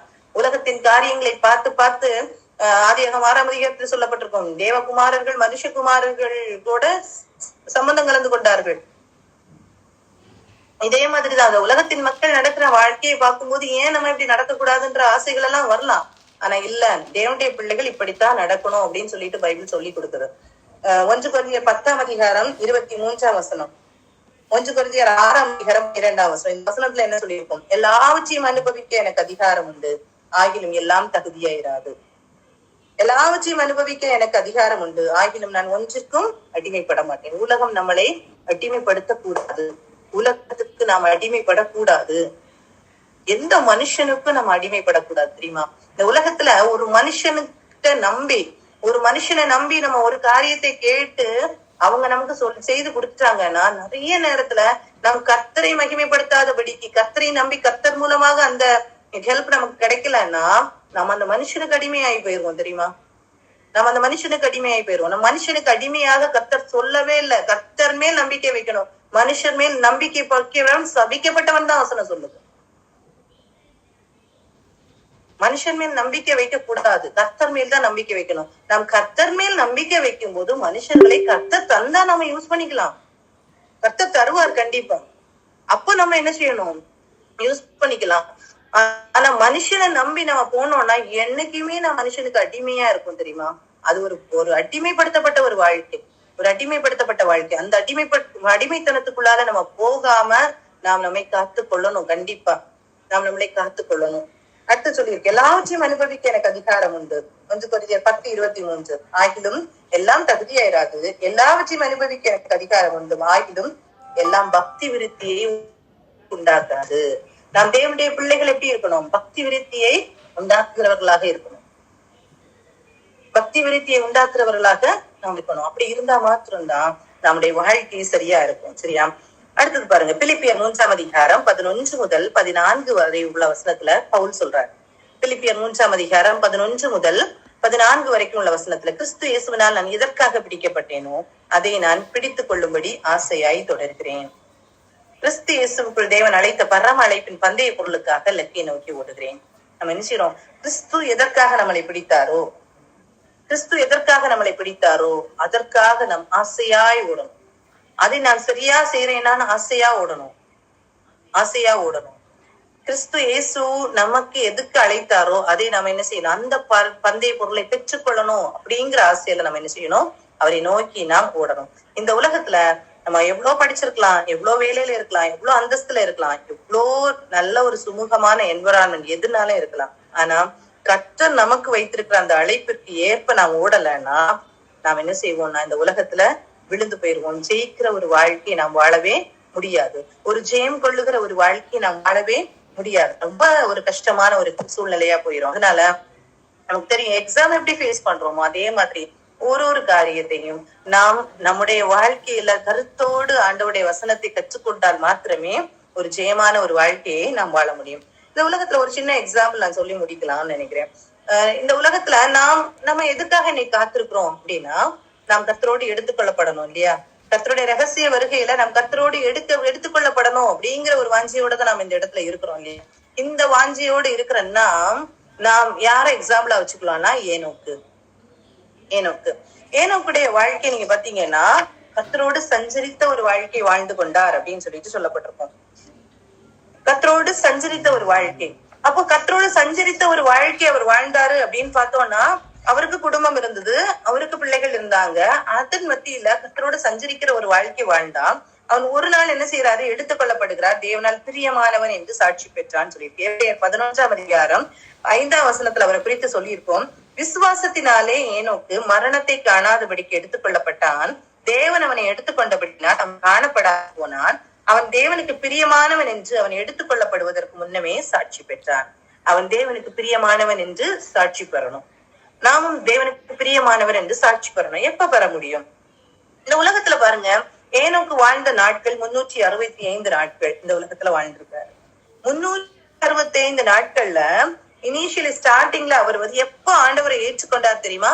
65வது வயதுல.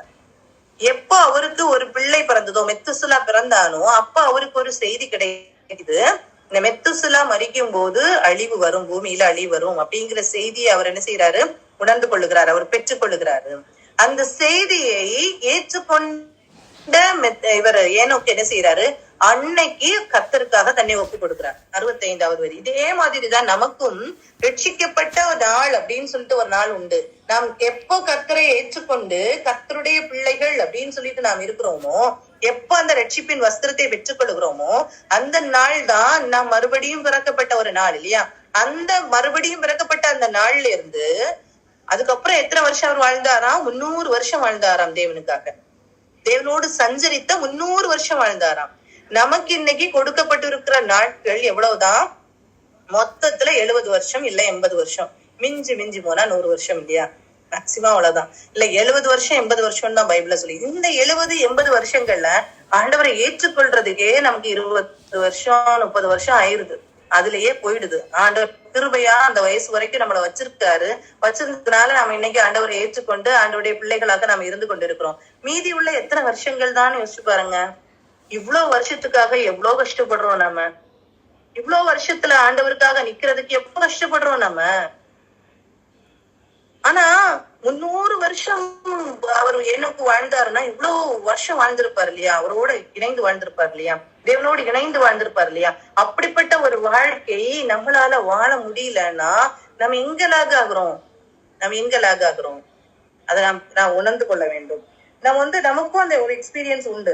நம்ம ஆண்டவரோடு இணைந்து ஒரு ஆண்டவரோட நம்பிக்கை வைத்த ஒரு வாழ்க்கை உண்டு. நாமும் யாரோ நம்ம பிரசங்கிச்சாங்க, யாரோ நமக்காக ஜெபிச்சாங்க, நாம் ஆண்டவரை ஏற்றுக்கொண்டிருக்கிறோம். ஆனா நிலைத்து நிற்கிற ஒரு வாழ்க்கை நாம் வாழ்ந்துதான் ஆகணும். அப்படி இருக்கும்போதுதான் நாம் தேவனோக்கு பிரியமானவன் என்ற பெயரை நாம் பெற்றுக்கொள்ள முடியும். அந்த பெயரை பெற்றுக் கொள்ளுவோமானால் மாத்திரம்தான் நம்ம என்ன செய்ய முடியும், நாமும் எடுத்துக்கொள்ளப்பட முடியும். அப்படி நாம் எடுத்துக்கொள்ளப்படும் போதுதான் நம்ம ஆண்டவரோடு என்ன செய்ய முடியும், ஒரு ஐக்கியமான வாழ்க்கை வாழ்ந்து நாம் என்ன செய்ய முடியும், ஒரு ஜெயிக்கிற வாழ்க்கை நாம் வாழ முடியும்.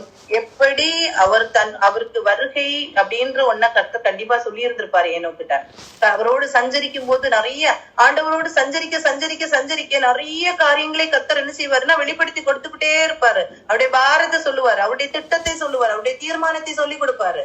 அப்படி சொல்லி கொடுக்கும் போது கர்த்தர் எவ்வளவு அழகா சொல்லி கொடுத்திருக்காரு. ஒரு நாள் நான் இந்த மேகத்துல வருவேன், வந்து இவர்களை எடுத்துக்கொண்டு போவேன்ற காரியம் வரைக்கும் சொல்லி கொடுத்துருக்காரு. அப்படி சொல்லி கொடுக்கும் போது என்ன செய்யறாரு, அவர் அதை நம்புறாரு. அந்த பழைய பாட்டு காலத்துல அவர் என்ன செய்யறாரு, நம்புறாரு. அப்படி நம்பும் போது என்ன செய்யறாங்க, கர்த்தர் ஒரு நாள் பாக்குறாரு, இவன் விசுவாசத்துல எவ்வளவு அழகா நம்புறாரு அப்படின்னு சொல்லிட்டு அப்படியே விசுவாசிக்கிறாரு, அப்படியே எடுத்துக்கொள்ளப்படுறாரு. இதே மாதிரி இதை நாம் கர்த்தரோடு ஒரு நாள் படப்போகிறோம் அப்படிங்கிற ஒரு வாழ்க்கை வாழ்றோம்னா நமக்கு அந்த விசுவாசம் இருக்கணும், அந்த நம்பிக்கை இருக்கணும். இந்த மீதியான நாட்கள் எவ்வளவு நாட்கள் இருக்கணும், அத்தனை நாட்களும் கர்த்தரோடு நம்ம என்ன செய்யணும், விசுவாசத்துல நம்ம உறுதியாக நம்ம இருக்கணும், விசுவாசத்துல உறுதியா இருக்கணும் அப்படின்னு சொல்லப்பட்டிருக்கும். ஒரு வசனம் லூக்கா 18ஆம் அதிகாரம், அந்த வசனத்துல அந்த அதிகாரத்துல என்ன சொல்லியிருக்கோம்னா, நம்ம எப்பவுமே ஜெபம் பண்ணணும், சோர்ந்து போகாதபடிக்கு ஜெபிக்கணும் அப்படின்னு சொல்லிட்டு அதுல அந்த காரியத்தை குறித்துதான் அந்த இடத்துல சொல்லியிருக்கோம். சோர்ந்து போகாதபடிக்கு எப்பொழுது ஜெபம் பண்ணணும் அப்படிங்கிற காரியம் தான் லூக்கா 18ஆம் அதிகாரத்துல ஒரு சொல்லப்பட்டிருக்கும். இதுல 8வது வசனத்தை நீங்க பாத்தீங்கன்னா சொல்லியிருக்கும் பாருங்க, சீக்கிரத்திலே அவர்களுக்கு நியாயம் செய்வார் என்று உங்களுக்கு சொல்லுகிறேன், ஆகிலும் மனுஷகுமாரன் வரும்போது பூமியிலே விசுவாசத்தை காண்பாரோ. நமக்கு விசுவாசம் இருக்குமோ அப்படின்னு கேட்கிற ஒரு கொஸ்டினோட நிக்கிறாரு. சீக்கிரத்திலே அவர்களுக்கு நியாயம் செய்வார் என்று உங்களுக்கு சொல்லுகிறேன். கர்த்தர் நமக்கு நியாயம் செய்வார். எத்தனையோ சோதனைகள், எத்தனையோ கஷ்டங்கள் நமக்கு இருக்குது இல்லையா, நீங்க ஏன் அப்படின்னு சொல்லிட்டு கேள்வியோட இருக்கிறோம் இல்லையா. ஆண்டவர் சொல்றாரு, சீக்கிரத்துல நான் என்ன செய்வேன், நியாயம் செய்வேன்னு சொல்றாரு. ஆனா மனுஷகுமாரன் வரும்போது பூமியிலே விசுவாசத்தை காண்பாரோ. பூமியில அப்படி ஒரு விசுவாசம் இருக்கா, அவங்க கிட்ட இருக்கா அப்படின்னு சொல்லிட்டு அப்படி பார்க்க முடியுமா அப்படின்னு சொல்லிட்டு கேக்குறாங்க. அப்படி ஒரு வாழ்க்கை நம்ம கிட்ட இருக்குதுன்னா நம்ம யோசிச்சு பார்ப்போம், நம்முடைய விசுவாசம் கண்டிப்பாக சோதிக்கப்படும். 1 பேதுரு 1ஆம் அதிகாரம் 8ஆம் வசனத்துல சொல்லப்பட்டிருக்கும். 1 பேதுரு 1ஆம் அதிகாரம் 8ஆம் வசனம்னு நினைக்கிறேன். அதுல சொல்லப்பட்டிருக்கும், பொன் அழிந்து போகிற பொன் அக்கினியினாலே சோதிக்கப்படும், அதை பார்க்கிலும் அதிக விலையேற பெற்றதா இருக்கிற உங்கள் விசுவாசம் சோதிக்கப்பட்டு இயேசு கிறிஸ்து வெளிப்படும் போது உங்களுக்கு புகழ்ச்சியும் கனமும் மகிமையாக காணப்படும். கண்டிப்பாக நாம் கர்த்தர் மேல வைத்திருக்கிற விசுவாசம் கண்டிப்பாக சோதிக்கப்படும். சோதிக்கப்படாதபடிக்கு இருக்காது, கண்டிப்பா சோதிக்கப்படும். அப்படி சோதிக்கப்படும் போது நாம் என்ன செய்யணும், அந்த சோதனையில வெற்றி பெறுகிறவர்களா கண்டிப்பாக நாம் வாழணும். அப்படி வாழும் போது மாத்திரமே நம்ம என்ன செய்ய முடியும், ஒரு ஜெயமுள்ள வாழ்க்கையை வாழ முடியும். ஒரு சின்ன ஒரு ஸ்டோரி மட்டும் நான் சொல்லி முடிச்சிடுறேன். ஒரு 2 ராஜாக்கள் இருந்தாங்க. நான் ஏற்கனவே சொல்லியிருப்பேன் நினைக்கிறேன். 2 ராஜாக்கள் இருந்தாங்க. இந்த 2 ராஜாக்கள் யுத்தத்துல ஒரு ராஜா வெற்றி பெற்றாரு, ஒருத்தர் தோத்து போயிட்டாரு. அந்த தோத்து போன ராஜா அவர் இரக்கத்தை கேட்கிறாரு, எனக்கு இறக்குமா, எனக்கு இறங்குங்க, எனக்கு ஒரு தாங்க அப்படின்னு சொல்லிட்டு கேட்கிறாரு. அப்ப இவர் என்ன செய்யறாருன்னா, சரி நான் அழித்து போடாதபடிக்கு நான் அவரை இறங்குறேன், ஆனா ஒரு கண்டிஷன் கொடுக்குறாரு. என்னன்னா, ஒரு பவுல் ஆஃப் வாட்டர். அப்போ ஒரு பாத்திரத்துல ஃபுல்லா நிரப்பி, தண்ணிய நிரப்பி நீ என்ன செய்யணும்னா, ஒரு மைல் தூரம் நீ நடந்து திருப்பி வரணும். வந்து ஒரு சொட்டு தண்ணி கூட சிந்தாதபடிக்கு என்னிடத்துல நீ திருப்பி கொண்டு வருவாயானால் உனக்கு நான் என்ன செய்யறேன், விடுதலை தரேன் அப்படின்னு சொல்லிட்டு ஒரு கண்டிஷனை கொடுக்குறாரு. இப்போ இந்த ராஜா என்ன செய்யறாரு, இதை அக்செப்ட் பண்ணிக்கிறாரு, போறாரு. அந்த பவுல் ஆஃப் வாட்டர் அப்படியே கேரி பண்ணிட்டு போறாரு. போகும்போது இவர் சொல்றாரு, ராஜா சொல்றாரு, நிறைய ஒரு சைடு பாத்தீங்கன்னா அவரை ரொம்ப என்கரேஜ் பண்ற பீப்புள வச்சிருக்காரு, இன்னொரு சைட்ல பாத்தீங்கன்னா அவரை ரொம்ப டிஸ்கரேஜ் பண்றாங்க, ரொம்ப கேலியா பேசுறாங்க, எப்படிப்பட்டவங்களையும் நிறுத்தி இருக்காரு. 2 சைடுல இருந்தும் நிறைய சத்தமான விமர்சனங்கள் எல்லாம் வருது. இது அப்படியே அவர் கேரி பண்ணி போயிட்டே இருக்காரு. அப்படியே போயிட்டு திருப்பி அவர் என்ன செஞ்சுட்டாரா, ஒரு சொட்டு தண்ணி கூட கலையாதபடிக்கு அவர் என்ன செஞ்சுட்டாரா, கொண்டு வந்துட்டாராம். இப்ப ராஜா சொல்றாரு, சரி நான் வந்து தண்டனை உன்னை வந்து விட்டுறேன், ஓகே, ஆனா இப்ப ஒரு சான்ஸ் உனக்கு தரேன். என்னன்னா, உன்னை யாரெல்லாம் புகழ்ந்து பாடினாங்களோ அவங்களுக்கு எல்லாம் நீ என்ன செய்யலாம், என்ன நீ கிஃப்ட் கொடுக்கணுமோ கொடுக்கலாம், நான் தரேன் அப்படின்னு சொல்றாரு. நீ யாரெல்லாம் உன்னை வந்து அவமதிச்சாங்களோ, யாரெல்லாம் உன்னை பரிகாசம் பண்ணாங்களோ அவங்களுக்கு நீ என்ன தண்டனைனாலும் கொடுக்கலாம் அப்படின்னு சொல்றாரு. இந்த ரெண்டு கண்டிஷனையும் கொடுக்க, இந்த ரெண்டு காரியத்தையும் சொல்றாரு. அப்போ இந்த ராஜா என்ன தெரியுமா சொல்றாரு, என்னை யாரு புகழ்ந்தாங்கன்னா எனக்கு தெரியாது, யார் என்ன இகழ்ந்தாங்கன்னா எனக்கு தெரியாது, என்னுடைய நோக்கம் எல்லாம் இந்த தண்ணி களையாதபடிக்கு நான் போயிட்டு வந்தாதான் என்னுடைய ஜீவன் பாதுகாக்கப்படும், என்னுடைய ஜீவன் பாதுகாக்கப்படும். அதே மாதிரிதான் கிறிஸ்தவ வாழ்க்கை. நான் மற்றவங்க என்ன சொல்லுவாங்க, மற்றவங்க என்ன பேசுவாங்க, மற்றவங்க நம்மளை என்கரேஜ் பண்ணலாம், ஓகே, அந்த என்கரேஜ்மெண்ட் பெற்றுக்கொண்டு நம்ம போயிட்டே இருக்கணும். மற்றவங்க நம்ம டிஸ்கரேஜ் பண்ணா, நமக்கு தவறு இருந்ததுன்னா நம்ம திருத்தி கொண்டு போயிட்டே இருக்கணும். யாரு என்ன சொல்றாங்கன்னு அங்கேயும் இங்கேயும் நம்ம பார்த்துட்டு இருந்தோம்னா நம்முடைய வாழ்க்கை அழிந்து போகும்.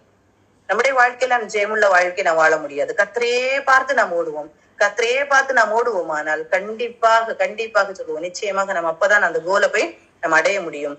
அப்படி ஒரு வாழ்க்கை வாழ்வோமானால் ஜெயம் கொள்ளுகிற ஒரு வாழ்க்கை வாழ்வோம். அப்படி ஜெயிக்கிறவர்களுக்கு அன்னைக்கு ஆதாம் ஏவாள அந்த ஜீவ விருட்சத்தின் கனியை புசிக்காதபடிக்கு கர்த்தர் தோட்டத்தை விட்டு துரத்தி விட்டாரே, அதே ஜீவ விருட்சத்தின் கனியை புசிக்கிறதற்காக கர்த்தர் நமக்கு என்ன செய்வார், நம்மளை கொண்டு பரதீசில கொண்டு என்ன செய்வார், வைப்பேன் அப்படின்னு சொல்றாரு. இதே மாதிரி நாமும் என்ன செய்வோம்னா இந்த லக்கை நோக்கி நம்ம ஓடுவோம். அப்ப ஜெயம் கொள்ளுகிற ஒரு வாழ்க்கை நமக்கு கிடைக்கும். எப்படி நம்ம இந்த உலகம் அதுக்குள்ளதான் நமக்கு கொடுத்துருக்காங்க. உலகத்துல எல்லாத்தையும் நம்ம கம்பேர் பண்ணி பார்க்கணும். நம்ம உலகத்துக்கு ஒத்த வேஷம் தரித்து ஓடுகிறோமா, இல்ல தேவனுக்கு நேராக நம்ம ஓடுகிறோமா, இதை நாம சிந்தித்து பார்த்து நம்ம ஓடுவோமானால் நம்ம உலகத்தை ஜெயித்து விடுவோம். அந்த ஜெயிக்கிற வாழ்க்கையை தான் கர்த்தர் நமக்கு என்ன செய்யறாரு, கொடுக்குறாங்க. சரியா?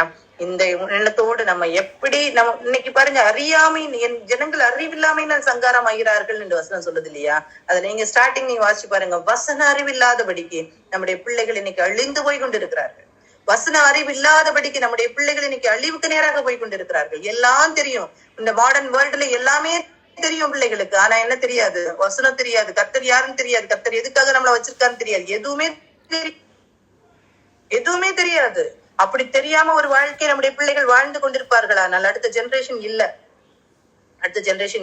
நம்முடைய பிள்ளைகளுக்கு நாம் கற்றுக் கொடுத்து வாழணும். பிள்ளைகளுக்கு சொல்லிக் கொடுக்கணும், இப்படித்தான் வாழணும் நம்ம சொல்லிக் கொடுக்கணும். இல்லாம இந்த உலகத்துல என்னென்னமோ மேன்மைகளை நாம் பெற்று கொண்டிருந்தாலும், என்ன காரியங்களை பிள்ளைகளை உயர்வான நிலையில நம்ம பார்த்தாலும் பிள்ளைகளுடைய ஆத்துமா செத்த ஆத்துமாவா இருக்கும், எதுக்கும் பிரயோஜனம் இல்லாம போயிடும். நம்ம அப்படி இல்லாதபடிக்கு உணர்வடைந்து கொள்வோம், நம்முடைய பிள்ளைகளுக்காகவும் நம்ம ஜெபிப்போம், பாரத்தோடு நம்ம இருப்போம். சரியா? அப்படி இருக்கும்போது அந்த ஒரு ஜெயமுள்ள வாழ்க்கையை நாம் வாழ முடியும். சரியா?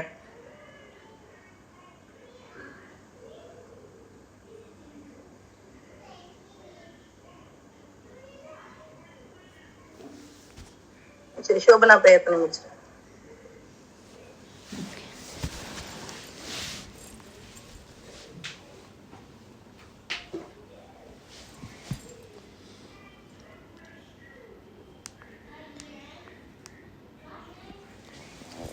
ஸ்தோத்திரம் தகப்பனே. அப்பா உமக்கு நன்றி, அப்பா உமக்கு நன்றி அப்பா. ஹல்லேலூயா, உம்மை நாங்கள் துதிக்கிறோம் தகப்பனே. அப்பா ஸ்தோத்திரம் தகப்பனே. ராஜா நீர் நல்லவர் அப்பா, நீர் உண்மையுள்ளவர் ஆண்டவரே. அப்பா ஸ்தோத்தரிக்கிறோம் அப்பா. வானத்தையும் பூமியும் படைத்த எங்கள் தேவாதி தேவன் நீர் அப்பா. ஹல்லேலூயா அப்பா, உமக்கு ஸ்தோத்திரம். இந்த வேளையில் உம்முடைய பாதத்தில் நீர் எங்களை கூட்டி சேர்த்தீரே, உமக்கு நன்றி அப்பா. உமக்கு நன்றி அப்பா. உம்முடைய வேதத்தின் ரகசியங்களை அறிந்து கொள்ளும்படியாய் தகப்பனே எங்களுக்கு ஐயா நீர் பாராட்டின கிருபைகளுக்காய் ஸ்தோத்திரம் தகப்பனே. அப்பா உம்முடைய சன்னதியில ஆண்டவரே ஸ்தோத்திரம் அப்பா. ஆண்டவரே ஒவ்வொரு வாரமும் தகப்பனே எங்களை நீர் கூட்டி சேர்த்து ஆண்டவரே உம்முடைய வார்த்தைகளை எங்களுக்கு அப்பா நீர் போதித்து நடத்துகிறீரே, உமக்கு நன்றி அப்பா. உமக்கு நன்றி தகப்பனே. அப்பா ஸ்தோத்திரம் தகப்பனே. நீர் எங்கள் மேல நினைவாய் இருக்கிறதுனால, நீர் எங்கள் மேல வைத்த அன்பினால் அப்பா. ஆமேன் தகப்பனே. ராஜா ஆண்டவரே எங்களை நீர் நடத்துகிறீரப்பா, எங்களுக்கு நீர் கற்றுத்தருகிறீர் ஆண்டவரே. அப்பா இந்த உலகத்துல எத்தனையோ ஜனங்களுக்கு அப்பா கொடுக்கப்படாத இந்த பாக்கியத்தை தகப்பனே ஏசப்பா எங்க ஒவ்வொருவருக்கும் நீர் தந்ததற்காக நன்றி அப்பா. இந்த நாள் வரைக்கும் ஐயா ஆண்டவரே எங்களுக்கு நீர் ஜீவனை தந்ததும் அல்லாமல் தயையும் பாராட்டி ஆண்டவரே உம்முடைய வேதத்தையும் ஆண்டவரே எங்களுக்கு போதித்து தந்து கொண்டு இருக்கிறீரே ஏசப்பா. உமக்கு நன்றி தகப்பனே. தகப்பனே. ஹல்லேலூயா, உமக்கு நன்றி அப்பா, உமக்கு நன்றி அப்பா. ஸ்தோத்திரிக்கிறோம் தகப்பனே. அப்பா நீர் பெரியவராய் இருக்கிறீர் ஆண்டவரே. ஐயா நீர் உன்னதமானவராய் இருக்கிறீர் அப்பா. ஸ்தோத்திரிக்கிறோம் தகப்பனே. ஐயா நீர் மாறாத தேவனாய் இருக்கிறீர் ஆண்டவரே. எங்களோட கூட உலாவுகிற கர்த்தராய் இருக்கிறீர் ஏசப்பா. ஆண்டவரே ஸ்தோத்திரம் ஸ்தோத்திரம் அப்பா. பரிசுத்த ஆவியானவர் ஐயா நீர் எங்களை சகல சத்தியத்திற்குள்ளார் நடத்துவதற்காய் ஆண்டவரே எங்களோட கூட இருக்கிறீரே. உமக்கு நன்றி அப்பா, உமக்கு நன்றி தகப்பனே. ஸ்தோத்திரிக்கிறோம் ஐயா ஆண்டவரே. ஸ்தோத்திரப்பா அப்பா. ஏசப்பா நித்திய ஜீவனை தருவேன் என்று எங்களுக்கு வாக்கு பண்ணி அதன் வழியா எங்களை அதற்கு நேரா எங்களை நடத்தி கொண்டு இருக்கிறீரே அப்பா. உமக்கு நன்றி அப்பா. ஸ்தோத்திரிக்கிறோம் தகப்பனே. அப்பா முடிவு பரியந்தம் நிலை நிற்பவனே ரட்சிக்கப்படுவான் என்று வேதம் அப்பா எங்களுக்கு கற்று தருகிறதே ராஜா. ஆண்டவரே ஸ்தோத்திரம் அப்பா. ஐயா உம்மோடு நித்திய நித்திய காலமாய் நாங்கள் வாழ வேண்டும் என்று ஐயா நீர் எங்களை நடத்துகிறீரே. உமக்கு நன்றி அப்பா. ஸ்தோத்திரிக்கிறோம் தகப்பனே. அப்பா இழந்து போன நன்மைகளை எங்களுக்கு தருவதற்காக ஐயா ஸ்தோத்திரிக்கிற ஆண்டவரே. ஹல்லேலூயா அப்பா. நீர் எங்களை எவ்வளவாய் அப்பா பாதுகாத்து ஆண்டவரே ஸ்தோத்திரம் அப்பா நீர் எங்களை நடத்துகிறீர் ஆண்டவரே. உமக்கு நன்றி ராஜா. ஆண்டவரே நன்றி அப்பா. மறுபடியுமாய் நாங்கள் ஆண்டவரே அப்பா உம்மோடு ஆண்டவரே ஸ்தோத்திரம் ஒருமித்து வாழ ஆண்டவரே நீர் எங்களை அழைத்திருக்கிறீரே. நன்றி ஏசப்பா. ஆண்டவரே ஸ்தோத்திரம் அப்பா. இந்த ரகசியங்களை எல்லாவற்றும் நீர் எங்களுக்கு கற்று தருகிறீரே. உமக்கு நன்றி அப்பா. எதற்காக நாங்கள் அப்பா சர்ச்சு போறோம், வேதத்தை வாசிக்கிறோம், தியானிக்கிறோம் ஐயா ஆண்டவரே. எந்த ஒரு வேத அறிவும் இல்லாதபடிக்கு ஆண்டவரே அப்பா ஏசப்பா நாங்கள் வாழ்ந்த நாட்கள் எல்லாம் அறியாமையில இருந்த நாட்கள் எல்லாம் ஐயா ஆண்டவரே ஐயா முடிவதாக அப்பா. ஸ்தோத்திரம் தகப்பனே அப்பா.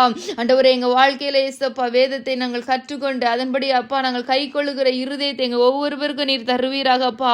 உமக்கு நன்றி தகப்பனே அப்பா. உமக்கு நன்றி ஏசப்பா. ஸ்தோத்திரம் அப்பா. வேதத்தை அப்பா ஆண்டவரை நேசிக்கிறதோடு மாத்திரமல்ல அதன்படி நாங்கள் செய்கிற பிள்ளைகளாய் ஆண்டவரை எங்களை நீர் அப்பா மாற்றுவீராக அப்பா. ஸ்தோத்திரிக்கிறோம் ஆண்டவரை. எந்தெந்த சூழ்நிலைகளில ஐயா எங்க வாழ்க்கையில எப்படிப்பட்ட காரியங்கள் ஆண்டவரை வேதத்தின் வார்த்தையில் கொண்டு ஆண்டவரை நாங்கள் மேற்கொள்ளணும் ஐயா ஸ்தோத்திரியம். இப்படிப்பட்ட காரியங்களை எங்க வாழ்க்கையில நீர் எங்களோட பேசுவீராக, இடைபடுவீராக ராஜா. ஆண்டவரே உமக்கு நன்றி அப்பா. உமக்கு நன்றி தகப்பனே. ஸ்தோத்திரம் தகப்பனே. ஆண்டவரே வார்த்தைகளை கேட்டுட்டு அப்படியே விட்டுட்டு போகிறதற்கு அல்லப்பா. ஆண்டவரே ஸ்தோத்திர ராஜா. ஆண்டவரே ஸ்தோத்திரம் அப்பா. அப்பா இப்படிப்பட்ட நாட்கள்ல நாங்கள் வாழ்ந்திருந்தோம் ஐயா ஆண்டவரே. ஆனாலும் தகப்பனே இந்த கடைசி நாட்கள்ல அப்பா ஆண்டவர் அறியாமையில இருந்து எங்களை நீர் வெளியில கொண்டு வந்து கொண்டு இருக்கிற தயவுக்காய் நன்றி ஆண்டவரே அப்பா. ஸ்தோத்திரம். இன்னுமாய் உம்முடைய ரகசியங்களை கற்று தாங்கப்பா ஆண்டவரே. எங்களுடைய இருதயத்தின் கண்களை திறந்தருளுவீராக ராஜா. ஆண்டவரே உம்முடைய வேதம் எங்களுக்கு வெளிச்சமாய் மாறட்டும் அப்பா. அப்பா ஸ்தோத்திரம் அப்பா. எங்கள் பாதைகளில் இருக்கிற இருள் நீங்கட்டும் ஐயா ஆண்டவரே. தெரிந்தோ தெரியாமலே ஐயா ஆண்டவரே சாபத்தினாலேயோ வந்த இருள் எல்லாம் அப்பா ஆண்டவரே இந்த வேத வெளிச்சத்தின் மூலமாய் ஆண்டவரே எங்க வாழ்க்கையில் இருக்கிற இருள் நீங்குவதாக அப்பா. ஏசப்பாவுடைய நாமத்துல ஆண்டவரே ஸ்தோத்திரம் அப்பா. இந்த வார்த்தையாகிய வெளிச்சம் எங்க வாழ்க்கையில பிரகாசிக்கட்டும் ஆண்டவரே. ஹல்லேலூயா ஆமென் ஆண்டவரே அப்பா. ஸ்தோத்திரம் ஆண்டவரே. வெளிச்சம் உண்டாக கடவது என்று சொன்ன என் தேவனுடைய வார்த்தையின்படியே வெளிச்சம் உண்டானதப்பா ஆண்டவரே. ஸ்தோத்திரம் அப்பா. எங்க வாழ்க்கையில ஐயா இந்த வார்த்தையின்படியே வெளிச்சம் உண்டாவதாக ஐயா எங்க ஒவ்வொருவருடைய வாழ்க்கையில ராஜா ஆண்டவரே இந்த வேதத்திற்கு கொடுக்க வேண்டிய முக்கியத்துவத்தை அப்பா கொடுக்க எங்களுக்கு ஏசப்பா இருதயத்தை நீங்க திறங்கப்பா ஆண்டவரே. ஸ்தோத்திர ராஜா. ஆண்டவரே ஸ்தோத்திரப்பா. இது ஏதோ ஒரு சாதாரண ஒரு புக்கு போல ஆண்டவரே நாங்கள் ரீட் பண்ணிட்டு போகிறதற்கு அல்லப்பா ஆண்டவரே. ஏசப்பா இதுல இருக்கிற ஜீவன் எங்க வாழ்க்கையில வெளிப்படணும் ஆண்டவரே. ஐயா ஜீவன் வெளிப்பட்டது என்ற வார்த்தை அப்பா நான் எங்க வாழ்க்கையில பார்க்கணும் ஆண்டவரே. ஐயா ஸ்தோத்திரிக்கிறப்பா அப்பா. ஸ்தோத்திரிக்கிற ஆண்டவரே அப்பா. ஸ்தோத்திரம் அப்பா ஆண்டவரே. இந்த வேதத்தை கூட ராஜா ஆண்டவரே இந்த கடைசி நாட்கள்ல மாற்றுகிற எத்தனையோ அப்பா ஐயா ஆண்டவரே ஓநாய்கள் ஏசப்பா நுழைந்திருக்கிறதை நாங்கள் பார்க்கிறோம் ஆண்டவரே அப்பா. எவ்வளவோ டிரான்ஸ்லேஷனை கொண்டு வந்து ராஜா இந்த வேதத்துல இருக்கிற இந்த ஜீவனை அழித்து போடும்படியாய் ஆண்டவரே சத்துருவானவனால ஐயா உள்ளே புகுத்தப்பட்ட அப்பா ஆண்டவரே மனிதர்கள் ஆண்டவரே ஏசப்பா எல்லா டிரான்ஸ்லேஷன்லயும் தகப்பனே இந்த ஜீவன் இல்லப்பா ஆண்டவரே. இந்த ஜீவனை எடுத்து போடும்படியான காரியங்கள் எவ்வளவோ வந்திருக்கு ராஜா ஆண்டவரே தகப்பனே அப்பா. ஸ்தோத்திரம் அப்பா. அறியாமையில இருக்கிற பிள்ளைகளுக்கு ஆண்டவரே அப்பா ஸ்தோத்திரம் அப்பா. அதுவே ஆண்டவரே சத்தியம் என்று அறிந்து கொள்ளுகிற நாட்கள் வந்துருச்சு ராஜா. ஆனாலும் தகப்பனே அப்பா நீர் எங்களுக்கு உணர்வுள்ள இருதயத்தை தந்து கொண்டு இருக்கிறீர் அப்பா. நன்றி அப்பா. ஐயா சத்ருவானவன் விரிக்கிற வலைகளில விழுந்து போகாதபடிக்கு ஐயா உண்மையுள்ள ஜீவனுள்ள இந்த வார்த்தையை அப்படியே நாங்கள் உட்கொள்ள ஆமென் ஆண்டவரே அப்பா. ஸ்தோத்திரிக்கிறோம். எங்களுக்கு கிருபைகளை தருவீராக அப்பா ஆண்டவரே. அப்பா ஸ்தோத்திரம் ஆண்டவரே, அப்பா ஸ்தோத்திரம் தகப்பனே. ஐயா உம்முடைய கற்பனைகள் ஆண்டவரே எங்களுக்கு அப்பா கடினமானதாய் தோன்றலாம் அப்பா, ஆனா அது முடிவில் எங்களுக்கு நித்திய ஜீவன் உண்டு ஆண்டவரே. ஐயா ஆனா ஏசப்பா இந்த உலகத்துல அப்பா போதிக்கப்படுகிற காரியங்கள் அப்பா இனிமையா இருக்கலாம் ராஜா, ஆனா அது முடிவு மரணம் ஆண்டவரே. அப்பா எங்களை ஏசப்பா நீர் பிரித்தெடுத்தீரே, உமக்கு நன்றி அப்பா. ஸ்தோத்திரிக்கிறோம் தகப்பனே. அப்பா உமக்கு நன்றி அப்பா. அந்த வேதத்தை நாங்கள் அப்படியே உட்கொள்ள எங்களுக்கு கிருபைகளை தாங்க, கை கொள்ள கிருபைகளை தாங்க, கேட்க கிருபை தாங்க ஆண்டவரே, கற்றுக் கொடுக்க கிருபைகளை தாங்கப்பா ஆண்டவரே. அப்பா அப்பா அடுத்த தலைமுறைக்கு தகப்பனே இந்த வார்த்தைகள் கொடுக்கப்படாமல் இருக்குமானால் ஆண்டவரை நிற்க முடியாது ராஜா. ஆண்டவரை எங்களை எழுப்பின எங்கள் தேவனாகிய கர்த்தர் இயேசப்பா ஆண்டவரை அடுத்த தலைமுறைக்கு அப்பா இந்த ஜீவனை அப்படியே நாங்கள் கடத்தி கொடுக்க ஐயா எங்களுக்கு நீர் கிருபைகளை தருவீராக ராஜா. அப்பா ஸ்தோத்தரிக்கிறோம் அப்பா ஆண்டவரே. அப்பா ஸ்தோத்திரம் ஸ்தோத்திரம். சின்ன பிள்ளையுடைய இருதயத்தை கரைப்படுத்தும்படியா இந்த ஜீவனை எடுத்து போடும்படியா எவ்வளவோ அப்பா காரியங்களை கொண்டு வருகிற சத்துருவானவன் அப்பா இந்த நாட்கள்ல அப்பா எல்லா சூழ்ச்சிகளும் வன்மங்களும் மாறட்டையா, அழிந்து போகட்டையா. ஹல்லேலூயா அப்பா. ஏசப்பா அடுத்த தலைமுறை கர்த்தருக்கென்றப்பா அப்பா எழும்புவார்களாக ராஜா. இயேசுவின் நாமத்துல நாங்கள் ஜெபிக்கிறோம்ப்பா. கர்த்தருடைய பிரசன்னம் ஆண்டவரே ஐயா ஒவ்வொரு பிள்ளைகளையும் அப்பா தொடணும் ஆண்டவரே. இந்த வார்த்தை இடைபடணும் அப்பா ஆண்டவரே. ஸ்தோத்திரப்பா. ஹல்லேலூயா ஆமென் ஆண்டவரே. இந்த வார்த்தையாகிய வெளிச்சம் ஒவ்வொரு குடும்பங்களுக்குள்ளார ஆண்டவரே பிரகாசிக்கட்டும்ப்பா. ஆமென் தகப்பனே. அப்பா உமக்கு நன்றி அப்பா. ஏசப்பா உமக்கு நன்றி நன்றி அப்பா. ஐயா விசேஷமா அந்த நாள்ல சத்தியத்தை கேட்ட எங்க ஒவ்வொருவருடைய குடும்பங்களில ராஜா வார்த்தையாகிய வெளிச்சம் ஆண்டவரே ஐயா பிரகாசிக்கட்டப்பா இயேசுவின் நாமத்துல அப்பா. வார்த்தையாகிய வெளிச்சம் பிரகாசிப்பதாக ராஜா ஆண்டவரே. எந்தெந்த பாதைகளில் எந்தெந்த இடங்களில் இருள் இருக்கிறதாப்பா இன்னுமா ஆண்டவரே ஐயா குடும்பங்களில் அப்பா இருளின் ஆதிக்கங்கள் சாபங்கள் ஆண்டவரே பலவீன கட்டுகள் இருக்கிறதோ ராஜா இந்த வார்த்தையின் மூலமாகவே எங்களுக்கு வெளிச்சம் உண்டாவதாக இயேசுவின் நாமத்துல அப்பா. எங்கள் ஜீவனுள்ள தேவனுடைய ஐயா ஜீவ வார்த்தையினால வெளிச்சம் உண்டாவதாக ராஜா. ஆமென் ஆண்டவரே. ஸ்தோத்திரம் அப்பா. எல்லா இருளின் ஆதிக்கங்களும் இயேசுவின் நாமத்துல விலகுவதாக ராஜா. நன்றி அப்பா. அப்பா உமக்கு நன்றி அப்பா உமக்கு நன்றி. சோதனைகளை சகிக்கிற மனுஷன் பாக்கியவான் என்று சொன்னீரே ஐயா. உம்முடைய பிள்ளைகளை அப்பா அப்பா ஸ்தோத்திரம் தகப்பனே. ஐயா யாரெல்லாம் ஆண்டவரே சோதனைகளுக்குள்ளார கடந்து வந்து கொண்டு இருக்கிறார்கள் ஐயா இந்த வேதனையின் பாதை என்று முடியும், இந்த சோதனையை தாண்டி இந்த வனாந்தரத்தை தாண்டி நான் என்று ஆண்டவரே அப்பா மகிழ்ந்திருப்பேன் என்று சொல்லி சோதனைகளை சகித்து கொண்டிருக்கிற ஒவ்வொரு பேருக்காக நாங்கள் உண்மை ஸ்தோத்தரிக்கிறோம்ப்பா. ஹல்லேலூயா. இது முடிவில் ஐயா ஆமென் ஆண்டவரே. அப்பா நீர் அழியாத கிரீடத்தை அவர்களுக்காய் வைத்திருக்கிற தயவுக்காய் ஸ்தோத்திரம் ஆண்டவரே. ஆமென் தகப்பனே. அப்பா உமக்கு நன்றி நன்றி நன்றி அப்பா. ஸ்தோத்தரிக்கிறப்பா. ஆமென் ஆண்டவரே. ஆமென் ஏசப்பா. கொஞ்சத்தில் உண்மையா இருந்தால் உன்னை அநேகத்தின் மேல் அதிகாரியாக வைப்பேன் என்று என் தேவனை நீர் ஆசீர்வதிக்க போகிற தயவுக்காய் நன்றி ஆண்டவரே. அப்பா உமக்கு நன்றி ஏசப்பா. நீர் அப்படியே ஆசீர்வதிக்க போகிற தயவுக்காய் ஸ்தோத்திரம் தகப்பனே. ஆமென் ஆண்டவரே. அப்பா ஸ்தோத்தரிக்கிற ஆண்டவரே. அப்பா உம்முடைய பாதத்துல காத்திருந்த ஒவ்வொருவருடைய தேவைகளுக்காக ஐயா அந்த வேளையில உம்மை நோக்கி நாங்கள் பார்க்கிறோம் ஆண்டவரே. ஸ்தோத்திரம் தகப்பனே. அப்பா வார்த்தையில் ஆண்டவரே அப்பா நன்மைகள் உண்டப்பா. ஆமென் ஏசப்பா. வார்த்தை எங்களுக்கு ஆசீர்வாதத்தை கொண்டு வரும் ஆண்டவரே. ஐயா வார்த்தை எங்களுக்கு விடுதலையை கொண்டு வரும்ப்பா. வார்த்தை எங்களுக்கு நன்மைகளை கொண்டு வரும் ஏசப்பா. ஆமென் ஆண்டவரே. ஆமென் ஏசப்பா. வார்த்தையானவர் ஆண்டவரே இந்த நாளில் அப்பா ஆண்டவரே அப்பா உம்முடைய பாதத்துல முழங்கால் படிட்டு இருக்கிற ஏசப்பா ஒவ்வொருவருடைய பிள்ளைகளுடைய வீடுகளுக்குள்ளார வார்த்தையானவர் நீர் அப்பா உலாவுவீராக ராஜா. அப்பா ஸ்தோத்திரம். வார்த்தையானவர் ஆண்டவரே நீர் வெளிச்சத்தை கொடுப்பீராக அப்பா. ஸ்தோத்திரம் அப்பா. கலங்கின கண்களோட எந்தெந்த காரியத்தை நிமித்தமாய் அப்பா போராடி கொண்டு இருக்கிறார்களோ குடும்பத்தில் ஆண்டவரே அப்பா ஸ்தோத்தரிக்கிறோம். நெருக்கத்தின் காலத்துல இருந்து கொண்டு இருக்கிறார்களோ ஐயா நீர் அப்பா தொடுவீராக. உம்முடைய வார்த்தையினால் ஐயா ஆண்டவரை வெளிச்சத்தை கொடுப்பீராக அப்பா. ஸ்தோத்தரிக்கிற ராஜாவே அப்பா உமக்கு நன்றி. இயேசுவின் நாமத்துல நாங்கள் ஜெபிக்கிறோம் அப்பா. அப்பா ஸ்தோத்திரம் ஸ்தோத்திரம் தகப்பனே. ஐயா உமக்கு நன்றி அப்பா. நன்றி ஆண்டவரே. அப்பா ஸ்தோத்திரம் அப்பா. கண்களை அப்பா ஆண்டவர் அப்பா அப்பா இருளாக்கி வைத்திருக்கிற அப்பா ஸ்தோத்திரம் எல்லா கிரியைகளும் நீங்கட்ட ஐயா. இருளை கொண்டு வந்து அப்பா வெளிச்சத்தை காண முடியாதபடிக்கு கண்களை குருட்டாட்டத்தின் கிரியைகள் ஐயா இயேசுவின் நாமத்துல விலகுவதாக. ஹல்லேலூயா. அப்பா உமக்கு நன்றி. இயேசுவின் நாமத்துல நாங்கள் ஜெபிக்கிறோம் தகப்பனே. அப்பா ஒவ்வொரு குடும்பங்களுக்குள்ளார எங்கள் தேவ நீர் ஆளுகை செய்வீராக ராஜா. அப்பா உமக்கு நன்றி இயேசப்பா. உமக்கு நன்றி அப்பா. நன்றி தகப்பனே. நன்றி ராஜா. நன்றி ஆண்டவரே. ஹல்லேலூயா. ஆமென் ஆண்டவரே. அப்பா ஸ்தோத்திரம் அப்பா.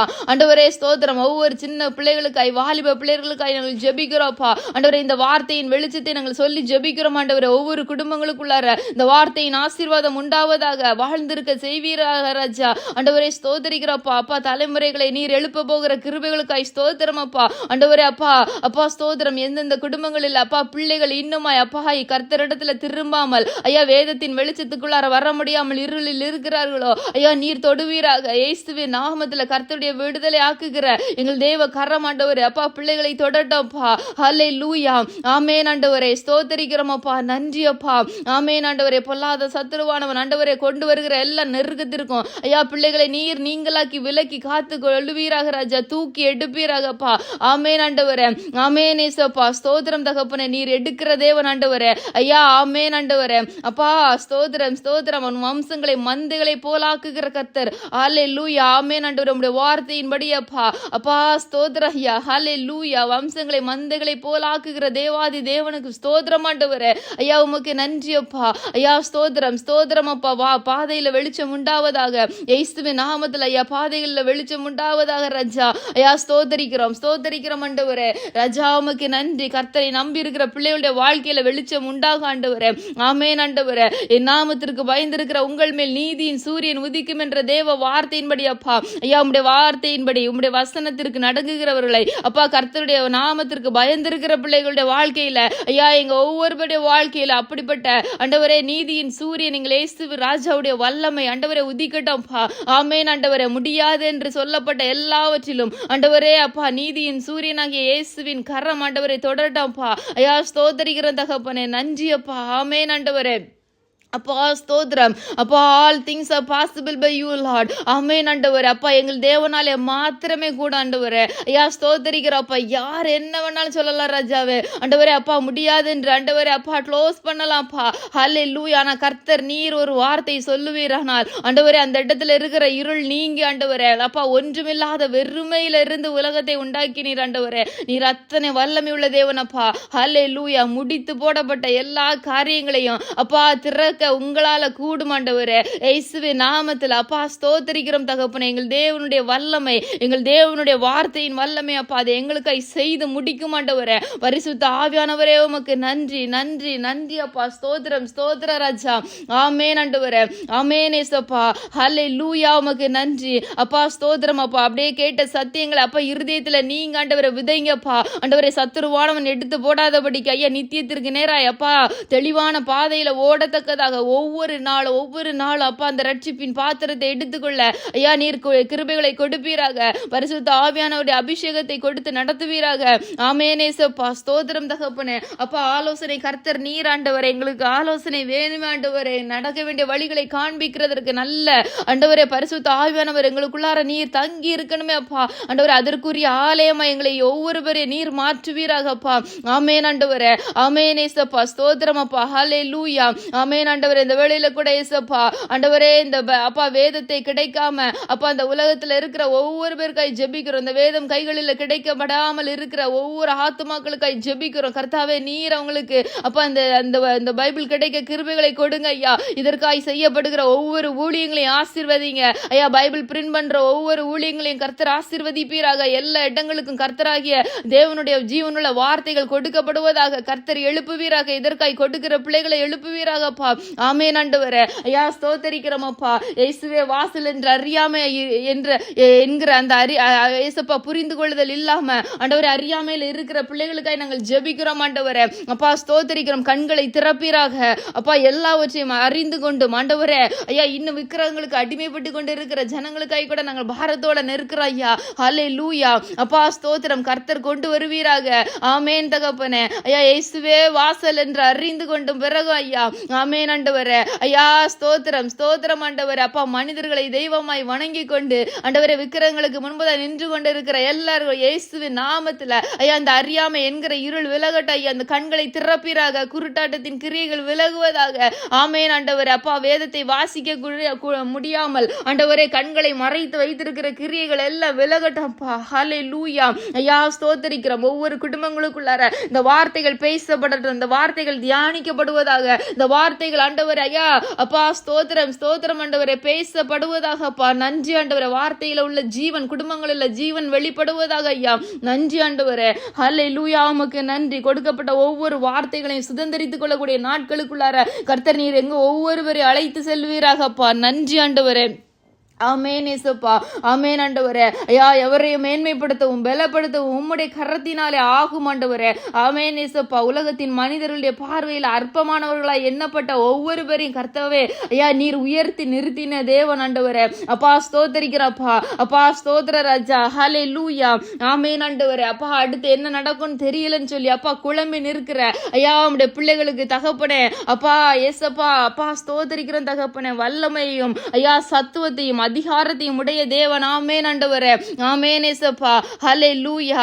அப்பா நான் எல்லாவற்றையும் பார்த்து கொள்ளுவேன் என்று என் தேவன் நீர் சொல்லுகிற தயவுக்காக நன்றி அப்பா.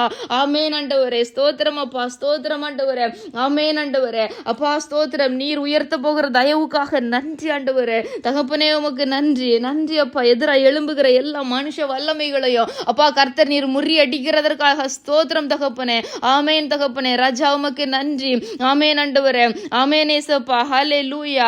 ஆமென். என் சித்தம் இல்லாம உன்னுடைய ஹல்லேலூயா தலையில இருக்கிற ஒரு முடியை கூட விழ நான் அனுமதிக்கிறது இல்லை என்று கர்த்தர் சொல்லுகிறார். ஆமென் ஆண்டவரே. ஐயா உமக்கு நன்றி இயேசுப்பா. அப்பா உமக்கு நன்றி. உனக்கு விரோதமாய் ஒரு பாளையமே இறங்கினாலும் ஹல்லேலூயா. ஆமென் கர்த்தர் நான் உன்னோட கூட இருக்கிறேன் என்று கர்த்தர் சொல்லுகிறார். இயேசுப்பா உமக்கு நன்றி ஆண்டவரே. ஐயா நீர் உயர்த்துவீராக அப்பா. எல்லா மனுஷருடைய சூழ்ச்சிகளுக்கு ஐயா உம்முடைய பிள்ளைகளை நீர் விலக்கி காத்துக்கொள்வீராக ராஜா. ஆமென் ஆண்டவரே. கர்த்தருடைய வார்த்தை மாத்திரம் நிறைவேறுவதாக. இயேசுப்பாவுடைய வார்த்தை நிறைவேறுவதாக ராஜா. நன்றி அப்பா. ஆமென் ஆண்டவரே. ஐயா உமக்கு நன்றி அப்பா. பலவீனத்தோட இருக்கிற பிள்ளைகளுக்காக நாங்கள் ஜெபிக்கிறோம் தகப்பனே. ஸ்தோத்திரம் ஆண்டவரே. அப்பா சுகத்தை கொடுப்பீராக ஐயா. பலப்படுத்துவீராக தகப்பனே. உமக்கு நன்றி. படுக்கையில் இருக்கிறப்பா ஆண்டவரே. பிரதர் அபிஷேகன் காய் ஜெபிக்கிறோம். பாஸ்டர் அப்பா ஆண்டவரே. பிரகாஷ் பாஸ்டர் காய் ஜெபிக்கிறோம் ஆண்டவரே. தகப்பனே ஒவ்வொரு பேருக்கு ஆண்டவரே ஒரு பூரண சுகத்தை கொடுத்து நீர் எழுப்புவீராக ராஜா. ஆண்டவரே நன்றி அப்பா. நன்றி ஆண்டவரே. ஐயா ஏற்ற வேளையில அப்பா ஸ்தோத்திரம் தகப்பனே. உம்முடைய பிள்ளைகளை நீர் சாட்சியாய் எழுப்பி நிறுத்த போகிற தயவுக்காக ஸ்தோத்திரம் தகப்பனே. ஆமென் ஆண்டவரே. ஐயா உமக்கு நன்றி அப்பா. உமக்கு நன்றி அப்பா. அப்பா அந்த பிரேயர்ல ஜாயின் பண்ண ஒவ்வொரு குடும்பங்கள்ல கூட அப்பா ஆண்டவரே யாராவது பலவீனத்தோட இருப்பார்கள். ஆனால் என் தேவனே ஐயா உம்முடைய வார்த்தையில சுகம் உண்டப்பா. உம்முடைய வார்த்தையில பலன் உண்டாண்டவரே. அப்பா இந்த வேளையில உம்முடைய வார்த்தையை நாங்கள் சொல்லுகிறோம்ப்பா இயேசுவின் நாமத்துல. ஆமென் ஆண்டவரே. ஐயா ஸ்தோத்திரிக்கிறோம் அப்பா. ஸ்தோத்திரம். சுகம் உண்டாவதாகன்னு சொல்லி நாங்கள் ஜெபிக்கிறோம் ஆண்டவரே. ஸ்தோத்திரிக்கிற ராஜா. அப்பா உமக்கு நன்றி அப்பா. ஸ்தோத்திரம் தகப்பனே. வியாதியை ஆண்டவரே கொண்டு வருகிற எல்லா சத்துருவின் கிரியைகளை அழிவதாக ஐயா ஸ்தோத்திரிக்கிறோம் அப்பா. ஒருவேளை ஆண்டவரே ஐயா ராஜா ஏசப்பா ஸ்தோத்திரம் ஆண்டவரே. எங்களுடைய அப்பா அறியாமை நிமித்தமாய் நாங்க வழிகளை திறந்து கொடுத்திருந்திருப்போம். ஆனால் சத்துருவானவன் வருவதற்கு ஐயா இந்த நாளில் ஐயா அப்படிப்பட்ட ஓட்டைகளை எல்லாம் என் தேவனீர் அடைப்பீராக ஐயா. சத்துரு உட்புகுதல் இல்லாதபடிக்கு ஐயா இந்த ஒவ்வொரு குடும்பங்களை நீர் ஆசீர்வதிப்பீராக இயேசுவின் நாமத்தில். ஐயா பலவீனத்தை கொண்டு வந்து ஐயா குடும்பத்தை விழ பண்ணி கொண்டிருக்கிற ஐயா எல்லா அந்தகார கிரியைகளை இன்றைக்கு அழிவதாகப்பா இயேசுவின் நாமத்தில் கர்த்தர் உணர்த்தி கொடுப்பீராக அப்பா. ஸ்தோத்திரிக்கிறப்பா. நன்றி அப்பா ஆண்டவரே. ஸ்தோத்திரம் ஸ்தோத்திரம் ஆண்டவரே. ஐயா நீர் மதில்களை கட்டுவீராக ராஜா. நன்றி அப்பா. ஆமென் ஆண்டவரே. வேலி அடைப்பீராக ஐயா. குடும்பத்தை வேலி அடைப்பீராக. ஆமென் இயேசுப்பா. அப்பா சத்துரு உட்புகுதல் இல்லாதபடிக்கு கர்த்தர் காப்பீராக ஆண்டவரே. ஆமென் ராஜா. ஆமென் ஆண்டவரே. அப்பா யோபுவின் குடும்பத்தை யோபுவை சுற்றிலும் நீர் வேலி அடைத்து இருந்தீர் ஆண்டவரே. அதே போல ஐயா இந்த பிரேயர்ல அப்பா ஆண்டவரே வந்த ஒவ்வொரு பேருடைய பிள்ளைகளுடைய வாழ்க்கையிலும் கர்த்தர் நீர் வேலி அடைப்பீராக இயேசுவோடைய கரம் செய்வதாக ராஜா. நன்றி அப்பா. உணர்த்தி கொடுங்கப்பா. உணர்த்தி கொடுங்கப்பா ஐயா. களை பிடுங்க வேண்டிய காரியத்தை உணர்த்தி கொடுங்க ராஜா. சத்துரு உட்புகாதபடிக்கு காத்து கொள்ளுவீராக இயேசுவின் நாமத்தில் நாங்கள் ஜெபிக்கிறோம் ஆண்டவரே. ஐயா ஒரு பெருக்கத்தை காண பண்ணுங்கப்பா. ஆமென் ஆண்டவரே. ஐயா பெருக்கமே இல்லாதபடிக்கு அப்பா அப்பா கைகளின் பிரயாசம் ஆசீர்வதிக்க முடியாத ஆசீர்வாதமாய் மாற முடியாதபடிக்கு ஐயா இருக்கிற சூழ்நிலைகள் எல்லாம் விலகுவதாக இயேசுவின் நாமத்துல குடும்பத்துல ஒரு பெருக்கத்தை நீர் கட்டளை இடுவீராக ராஜா. நன்றி ஆண்டவரே. ஆமென் இயேசுப்பா. ஸ்தோத்திரிக்கிற ஐயா ஒவ்வொரு பேருக்கும் ஐயா ஆண்டவரே ஸ்தோத்திரம் அப்பா. அப்படிப்பட்ட கிருபைகளை நீர் கொடுப்பீராக அப்பா. ஞானத்தை கொடுப்பீராக. தெளிந்த புத்தியை கொடுப்பீராக அப்பா. குடும்பத்துல அப்பா ஆண்டவரே ஸ்தோத்திரம். பினான்சியலா ராஜா நீர் ஒரு உயர்வை கட்டளையிடுவீராக ஐயா, பெருக்கத்தை கட்டளையிடுவீராக ராஜா. ஆமென் ஆண்டவரே. ஐயா ஸ்தோத்திரம், ஐயா ஸ்தோத்திரம் தகப்பனே. அப்பா அந்த காலத்துல இல்ல ஆண்டவரே அப்பா பொக்கிஷங்களை கொடுக்கிற தேவன் ஆண்டவரே. எல்லா ஆவிக்குரிய நன்மைகளையும் ஐயா உலக நன்மைகளையும் காணும்படியை கர்த்தர் நீர் ஆசீர்வதிப்பீராக. இந்த ஒவ்வொரு குடும்பங்களுக்குள்ளார ஐயா உம்முடைய ஆசீர்வாதத்தை நாங்கள் சொல்லுகிற ஆண்டவரே. நன்றி அப்பா இயேசுவின் நாமத்துல. ஆமென் தகப்பனே. ஆமென் ஆண்டவரே. ஆமென் ஏசப்பா ஸ்தோத்திரிக்கிறோம் தகப்பனே. ராஜா உமக்கு நன்றி அப்பா. ஹல்லேலூயா. ஆமென் ஏசப்பா ஸ்தோத்திரம் ஆண்டவரே. கொடுக்கிற பிள்ளைகளாய் என் தேவனுடைய கரம் அப்பா அப்பா மாற்ற போகிற தயவுக்காய் ஸ்தோத்திரம் தகப்பனே. ராஜா உமக்கு நன்றி அப்பா. உம்மை நம்பின பிள்ளைகள் ஆண்டவரே, உம்மை நம்பின பிள்ளைகள் ராஜா வெட்கப்பட்டு போவதில்லை ஏசப்பா. ஹல்லேலூயா. என் தேவனுடைய கரம் ஆண்டவரே, உன்னதமான தேவனுடைய கரமே அதை செய்து முடிக்க போகிற தயவுக்காய் நன்றி அப்பா. உன்னதமான தேவனுடைய கரமே அப்பா, சேனைகளின் கர்த்தருடைய வைராக்கியமே அதை செய்து முடிக்க போகிற தயவுக்காய் நன்றி ஆண்டவரே. ஆமென் ஏசப்பா ஸ்தோத்திரிக்கிறோம் தகப்பனே. ராஜா உமக்கு நன்றி அப்பா. ஹல்லேலூயா. அப்பா கல்யாணத்துக்காய் காத்திருக்கிற பிள்ளைங்க அப்பா ஆண்டவரே அப்பா ஏசப்பா இன்னும் திருமணம் வேண்டான்னு சொல்லிட்டு இருக்கிற பிள்ளைங்க ஏசப்பா ஒவ்வொரு பேரும் உங்க பாதத்துல நாங்கள் அர்ப்பணிக்கிறோம் ஆண்டவரே. அப்பா வழிகளை திறந்து கொடுங்கப்பா. இருதயத்தை ஆண்டவரே அப்பா கட்டி வைத்திருக்கிற எல்லா சத்துருவின் கிரியைகளும் இயேசுவின் நாமத்துல விலகுவதாக. கர்த்தாவே நீர் காரியத்தை வாய்க்க பண்ணுவீராக. ஆமென் ஆண்டவரே. தனிமையா இருப்பது நல்லது அல்ல என்று குடும்பத்தை உருவாக்கின தேவன் அல்லவா நீர். ஆமென் ஆண்டவரே. நீர் கிரியை செய்வீராக. அப்பா ஸ்தோத்திரம் அப்பா. எந்தெந்த குடும்பங்கள் இல்ல ஐயா திருமண காரியங்களை பார்க்க முடியாதபடிக்கு இருக்கிறார்களே இயேசுவின் நாமத்துல கர்த்தர் நீர் ஒரு ஆசீர்வாதத்தை கட்டளை இடுவீராக ராஜா. நன்றி அப்பா இயேசுவின் நாமத்துல கர்த்தாவே காரியங்களை வாய்க்க பண்ணுவீராக. ஆமென் ஆண்டவரே. அப்பா ஸ்தோத்திரம் ஸ்தோத்திரம். பரிசுத்த ஆவியானவர் நீர் குடும்பங்களுக்குள்ளார உலாவுவீராக ராஜா. நன்றி அப்பா ஏசப்பா. உமக்கு நன்றி நன்றி நன்றி அப்பா ஸ்தோத்திரிக்கிறோம் தகப்பனே. ராஜா உமக்கு நன்றி. நீர் அப்பா திட்டம் பண்ணின ரெபேக்காளை கொண்டு வந்தீர் ஆண்டவரே. ஏசப்பா உம்முடைய வார்த்தையின்படியே நடந்ததப்பா.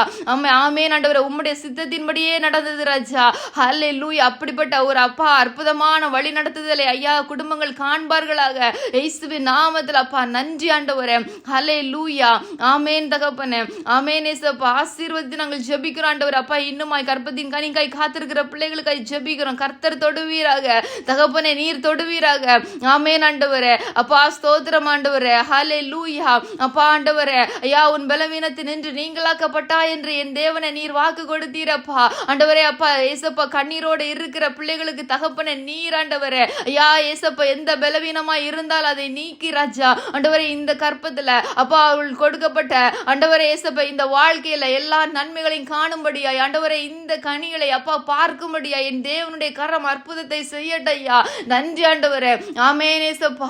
ஹல்லேலூயா. அப்பா உமக்கு நன்றி நன்றி அப்பா ஸ்தோத்திரிக்கிறோம். ஆமென் ஆண்டவரே. நீ இடைவிடாமல் ஆராதிக்கிற உன் தேவன் உன்னை தப்புவிப்பார் என்றீரே ஐயா. ஆமென் ஆண்டவரே. இந்த வார்த்தையின்படி அப்பா என் தேவன் நீர் தப்புவிக்க போகிற தயவுக்காய் ஸ்தோத்திரம் ஆண்டவரே. ஐயா உமக்கு நன்றி அப்பா ஸ்தோத்திரிக்கிற ராஜா. அப்படியே நீர் அப்பா ஐயா எல்லா பலவீனத்தை ஐயா மாற்றி ஆண்டவரே அப்பா அப்பா உம்மை நம்பி இடைவிடாமல் ஆராதித்து கொண்டு இருக்கிற உம்முடைய பிள்ளைகளுக்கு நீர் அற்புதத்தை செய்ய போகிற தயவுக்காய் நன்றி ஆண்டவரே. ஆமென் ஏசப்பா. அப்பா ஒவ்வொருவரையும் காத்துக்கொள்ளுங்க. ஒவ்வொரு குடும்பங்களையும் நாங்க ஏசப்போட ரத்தத்துக்குள்ளார மறைந்து ஜெபிக்கிறோம் அப்பா. கர்த்தர் அப்பா நீர் கூட இருப்பீராக. கிருபையும் இரக்கமும் சமாதானம் எங்களை சூழ்ந்திருக்கட்டும் ஆண்டவரே. எங்களை தாழ்த்தி ஒப்பு கொடுக்கிறப்பா. நாளை தினத்துல நடக்க போற ஆராதனை ஆசீர்வதிங்க ஐயா. ஒவ்வொரு சபைகளுக்குள்ளார ஆண்டவரே அப்பா கர்த்தருடைய வல்லமை ஊற்றப்படட்டும். பரிசுத்த ஆவியானுடைய வல்லமை இறங்கட்டும் ஐயா.